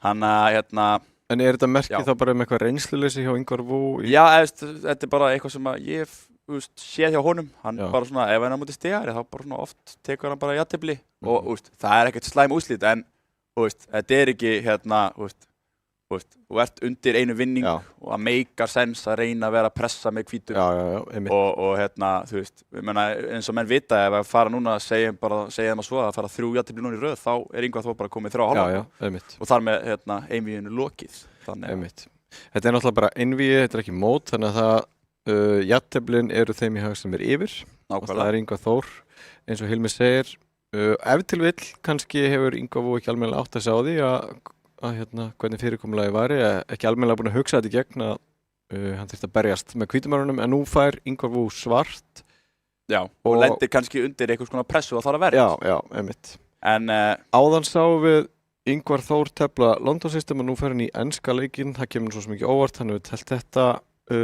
lengur en Ingvar Þór hefur lifað þetta var að segja og líka lengur en ég hef lifað Já, það er rétt og gott ef hann var ekki byrjað að tefla enska leikinn áður en að ég lærði mannganginn þannig að hann er búin að vera lengi að í þessu Já, hann er búin að lifa eitthvað fyrst en við minnum alltaf að það Við erum svolítið að tala um hann eins og sem einhver risaðila Ingvar Þór Já, sko, við strákar köllum hann alltaf UNC, sko sem er svona afa-status ég reyndar ekki alveg viss hvað það þýðir en maður þarf kannski að fara að græja það en allavega, við minnum alltaf á það að þessi skák er náttúrulega ljósleiðara skákin Það er rétt og við erum styrktir Já, það er ljósleiðarinn sem styrkir okkur með þessari skák, 4. skákinni og sko, Ingvar Þór hann er að tefla hratt og hann er að tefla svip og hann gerir með svörtu, svona einhvers konar broddgaltar þema, stillir píðanum upp á 3. reytaröðina Já Er hann að láta, er þetta gameplan í honum, er hann að láta Ingvar Þór taka ákvarðanir, er hann að gefa honum færi á því að, þú veist, þvinga hlutin ekki fram eða hvað er hann að hugsa? Já, sko, menn hafa rætt þetta mjög mikið hvernig skal vinna stigalæri skákmenn og Vignir hefur alltaf gefið mér þessi ráð að búa bara til einhvers konar spurningar. Kannski bara, þú veist, þú spyrð 10 spurninga og það er alltaf einhver svona 2-3 leikir í boði. Þá eru meiri líkur á því að sem sagt, ég ætla ekki að segja verri skákmaðurinn, en sá sem er með minni reynslu og færri stig og sennilega verri skákmaðurinn, þarf að taka ákvarðanir og reyndari skákmaðurinn mun þá bara bregðast við. Og fleiri ákvarðanir því að stærri sénsar á mistökum hjá honum stigalæri, sko. Einmitt. Þannig að, og við vitum, sko, að enski leikurinn felst mjög mikið í því að þú leikur þessu, flankpeð í byrjunni. Við veitum ekki alveg hvað það heitir á íslensku. Já, kantpeð, eitthvað slags. Kantpeð, já. Og þú vilt einhvern veginn reyna að fá þessi 2 miðborðspeð á móti 1 og reyna að vera að stimpla þig inn og reyna að fá einhvers konar meiri tök á miðborðinu. Enn og aftur, peð og E3 og D3 á móti einungis 1 peði í miðjunni. Þetta er svona hvernig enski leikurinn felst mjög mikið í að reyna að fá þetta kontról. Það væri kannski eðlilegra að kalla þetta vængpeð frekar en kantpeð. Jú, ég var með að fara að segja kantpeð en það er náttúrulega H og A-peð. Já, þetta er vængpeð, það er rétt hjá þér. En já, algjörlega svona, hann er búinn að fá það sem hann vildi. 2 peð á móti þessu 1. En ætlar hann núna að fara að reyna að setja pressu hér og á lönguskálinni líka? Nákvæmlega, ég var einmitt að fara að segja að hann leikur væntanlega drottning A1. Og svo núna bara svona hrókur eftir 1 og kannski leika D4 og við sjáum að þá svona eini munurinn í peðastruktúrum er að það verður peð á D4 hjá hvítum og peði verður á B6 hjá svörtum og þegar mikið af köllum á borðinu þá er betra að vera með meiri rými á miðborðinu en við vitum alltaf í endatöflunni þá er betra að vera með vængpeð og svona og reyna að búa til drottningar. Hann drepur á F6, athyglisvert. Já. Hvað er hann að hugsa með þessu? Sko, yfirleitt þegar sterkir skákmenn drepa á svona löngu færum hann hristi hausinn. Þá var einhver hugmynd bak við þetta og ég get alveg sagt þér hugmyndina því að ég hélt það. Hann vildi leika D4 og hann hélt að peðið myndi vera onni á B6. En hann var búinn að gleyma því að peðið var líka valda drottningur á D8. Þannig að það er algjörlega það sem var að hugsa annað meikar engan sens, annars hefði sterkur skákmaður ekki dripið þetta svona. Nei, einmitt. Út af því að þú gefur ekki upp biskup sem er að horfa yfir allt borði fyrir einhvern riddara sem er bara að chilla, skilur. Einmitt. Það meikar engan sens. þannig að Nú sem sagt hefur Ingvar Vú skyndilega biskupaparið og ég meina peð á A3 geti verið veikleiki svona í framtíðinni. Og við sjáum að hver var að valda þetta blessaða peð á A3? Já, það var náttúrulega biskupið sem að hvarf. Býtu, hvað er að gerast hér? Riddari E5 skák að koma. Góðan og blessaðan daginn. Er gamli frændi að sanna sig hérna? Já, gamli frændi maður. Ef hann að kongur dreipur F7, riddari E5 skák, biskupin á B7 fellur í saman skálinan opnast. Lúmskur Ingvar Þór, hann var valdaði biskup á B7. Hvað gerir Ingvar Vú? Hann leikur drottning E7, valdaði biskupin sinn, en hann er peð undir, en er hann að fara að vinna A3 peðið? Og leikur þessum og vill sennilega, ok, sko, við getum bara orðað þannig, eftir drepið, þá eru 100% líkur á því að Ingvar Þór er að fara að halda drottningum á borðinu, því að þú ert ekki að fara að leyfa tveimur frípöðum sem eru lengst í burtu frá þessum riddurum að fljóta upp borðið, því að það væri bara sennilega fyrir áhorfendur, ef þú er skipt upp á drottning barna, þá eru tapaði svona 10-15 leikjum. Þannig að hann þarf væntanlega að halda spennun á borðinu, leikur drottning C8, hótaði tveimur peðum og Ingvar Vú segi, alltaf mikið af þessum gaurum hérna, tapar einu peðinu og sem að léttir stöðu hvíts mjög mikið því að, eins og ég segi, frípeð sem að fljóta upp saman, þau yfirleitt komast í mark. Sko. Nú væri mjög freistandi, fyndist fólki að leika riddari C6, en vandinn er að riddarinn valda hvern annan, þá fellur hinn riddarinn, þannig að hann getur eiginlega ekkert nýtt þessa riddara í augnablikinu. Nákvæmlega, en spurningum þessu uppskipti, fáum upp aftur einhvers konar riddari og drottning á móti biskup og drottningu og þá minn ég aftur á regluna að riddarinn og drottningu vilja vera að gera árás á hvíta kónginn og sem sagt starffræðin í þessu er enn og aftur að biskupin eru litblindir og á einhverjum tímapunkti mynd riddarinn hoppa yfir á þá reiti sem að biskupin getur ekki varið kónginn sinn með. Þannig að við ætlum að hafa þetta smá nördalegt hérna í kvöld. En við gætum til dæmis ímyndað okkur til að vera hættu sem að peð enda H5 riddar á G6 og hvíta drottningi með eitthvað svona. Algjörlega. Og svartleita biskupin getur ekkert gert í því. En það er samt stærri spurningaborði. Drottning D5 skák myndi skipta upp á drottningum og þetta er eitthvað sem að Ingvar Þór vill sennilega forðast. Þannig að mér dettur í hug. Nei, ok. Hann kemur kóngin, Ætlar þá væntanlega að hlaupa með kóngin yfir og stoppa þetta peð? Já, ég var eitthvað að pæla að kóngur get, sko.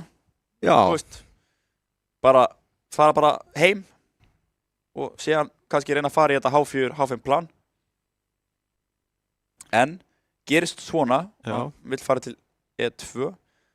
Sjáum líka að Ingvar Vú er að vera rauður á klukkunni, þannig að En ég var með að pæla, sko, þú vildir ekki leyfa hitt og þetta, en drottning C2 og núna sennilega þarf ég að fara að leika drottning E8. Já, og reyna að fá eitthvað spil. Drottning E8 setur töluverðarpressu. Nei, ég myndi leika drottning B7. Út af því að ef þú leifir drottning F5 skák, þá hefði ég valdað allt, sko, og leikið síðan B3 með tempo. Já, ok. Sem að hefði getið verið óþægilegt, þannig að ég verið með drottningun á B-línunni, þá sjáum við náttúrulega að B-peði fyrir ekki neitt ef drottningun á B-línunni. Halda drottningunni nála þessu peði. Nákvæmlega, en dreipur hann á H2? Nei, væntanlega ekki. Hann fellur á E6, nákvæmlega. Og núna sjáum við það sem við erum að tala um, það sem að Björn Ívar nefndi. Hann vill leika H5, gerir það mjög typikal. F4 kannski líka. Og feila síðan kónginn á F3. Já, Ingvar Vú undir töluverðri pressu, hann er mjög tæpur á klukkunni og verður að leika. Já, hann á þessu. Skák. Þetta er mjög óþægilegt. Drepi, kóngur D3, þarna, búm. Já, út af því að ef þú fer til F6 þá er ég F4, good night. Hann getur skipt upp og komið kónginn og hirt peðið. Já, gerir það, þarna, hér, kóngur E7, kóngur C4, kóngur F6, F4. Já, F4 læsir öllu. F4. Og þetta er það sem ég ætla að tala um. Og teki þarna og við sjáum að 4 peð á móti 2 og bara kóngur á borðinu. Það þýðir bara að 1 hvít peð með sigla heim. And good game. 3-1 fyrir Ingvari, gefur þetta bara. Ingvar Þóri þannig að segja mæntalega. Þetta var Já, þetta var mjög athyglisvert. Já, þetta var svona reynslu boltasigur hjá Ingvar Þór. Hann svona hélt pressunu jafnt og þétt og spilaði trombónin sinn út á réttu augnablikum. Spurning hvort að, já, maður er ekki alveg viss, sko, spurning hvort að Ingvar Vú gæti einhvern veginn ekki tapa þessu AP og bara reyna bara að bolta þessi peð upp og reyna að koma með mark. Staðan er 3-1, Ingvar Þór í vil. Nú verður Ingvar Vú að vinna þessi skák og næstu líka. Ingvar Þór má ekki fá hálfan í viðbót, þá var hann komin áfram. Nákvæmlega, og ég sé strax eina dellu hér.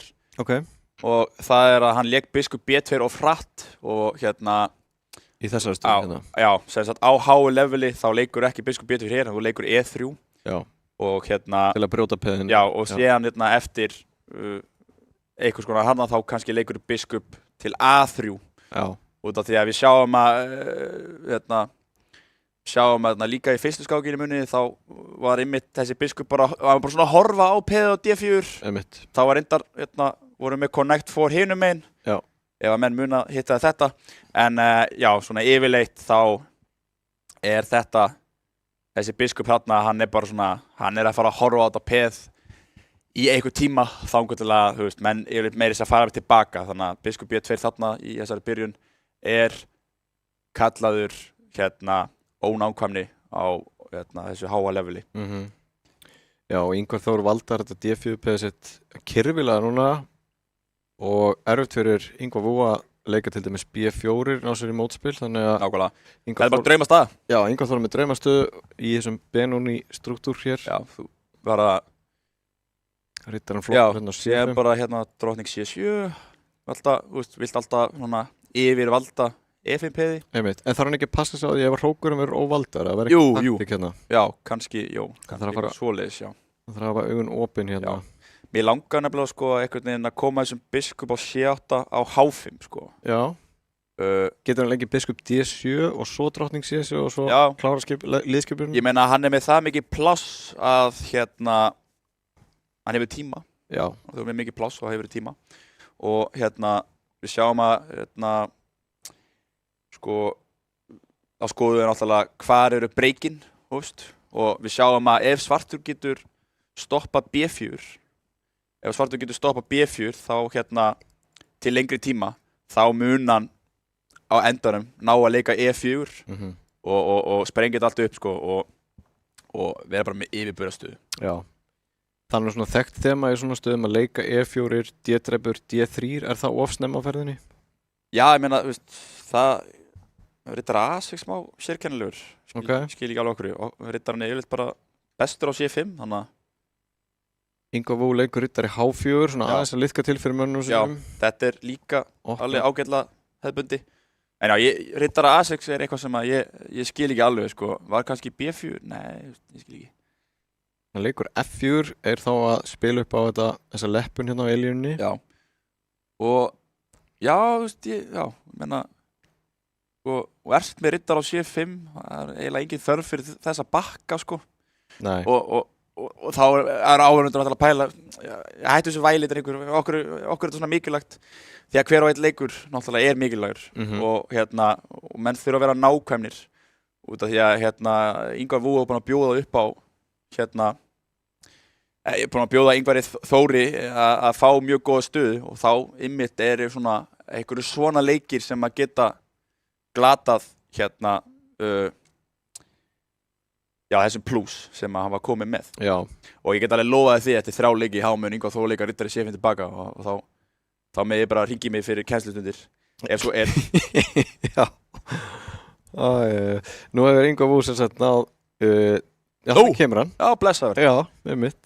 Og þeir sem vilja læra meira skák frá Hilmi Freyr, þeir eru hvattir til að kíkja á live streymi á morgun, annað kvöld. Nákvæmlega, og ef að menn eru áhugsamir að læra helling, þá get ég alveg tekið að mér enga kennslur og slíkt og ég hef alveg gert það og ég hef átt nokkra nemendur og þeir hafa allir flogið upp ykkur 100 stig á 2-3 mánuðum, þannig að bara svo að menn viti að því, en þetta er nú bara steindripið 2 svar og það er tempo á drottningunni og... Já, beti, nú skil ég ekki alveg, hann leik B4, hann er að fórna peði en hann virðist vera að hjálpa Ingvari Þór af því að D3 peði verður uppnáma eftir. Já, og þú hefur engan tíma... Nei, góðan og blessa! Æ, það er nú leiðilegt. smá yfirsjón hérna hjá Ingvari Vú sem var heldur betur dýrkeypt. Já, heldur þetta var stressið? Ég held það, já. Vera með myndalinn á sig? Ég held það, já. Ég held það líka, sko. Verðum að segja það, Ingvar Vú hörku skákmaður en hann fannst ég var líka að tefla betur. Já. Algjörlega. En það er sem sagt Ingvar Þór Jóhannesson sem fer áfram í 8-manna-úrslit, 4-1 sigur. Ásamt Bárði Erni. Já, sem var nokkuð óvænt, allavega með við stuðlana. Algjörlega. Já. En við minnum aftur á að Hilmir Freyr verður í beinni annað kvöld og við veitum að hafa saman til að kíkja á hann. Það er Twitch Hilmir F, ef maður rétt. Það er rétt fyrir, já. En við þökkum fyrir okkur í kvöld. Við verðum hérna aftur á dagskráni næsta sunnudag með fleiri einvígi í 16-manna úrslitum. Þar sem að ég og Ingvar Þór. Já, þið verður hérna við stjórnvölinn þá. Já, þá skulum við að tjekka á þessu og hverju voru næstir. Það kemur þá að ljós, eða? Já, við getum nú flettið upp en byrtum það í auglýsingu fyrir næsta sunnudag að sjálfsögðu hverju mætast þar. Hilmir Freyr og Ingvar Þór við stjórnvölinn þá og hvetjum ykkur til þess að fylgjast með. Verum í beinni útsendingu klukkan 7 næsta sunnudag. Algjörlega. En við Hilmir Freyr þökkum fyrir kvöld.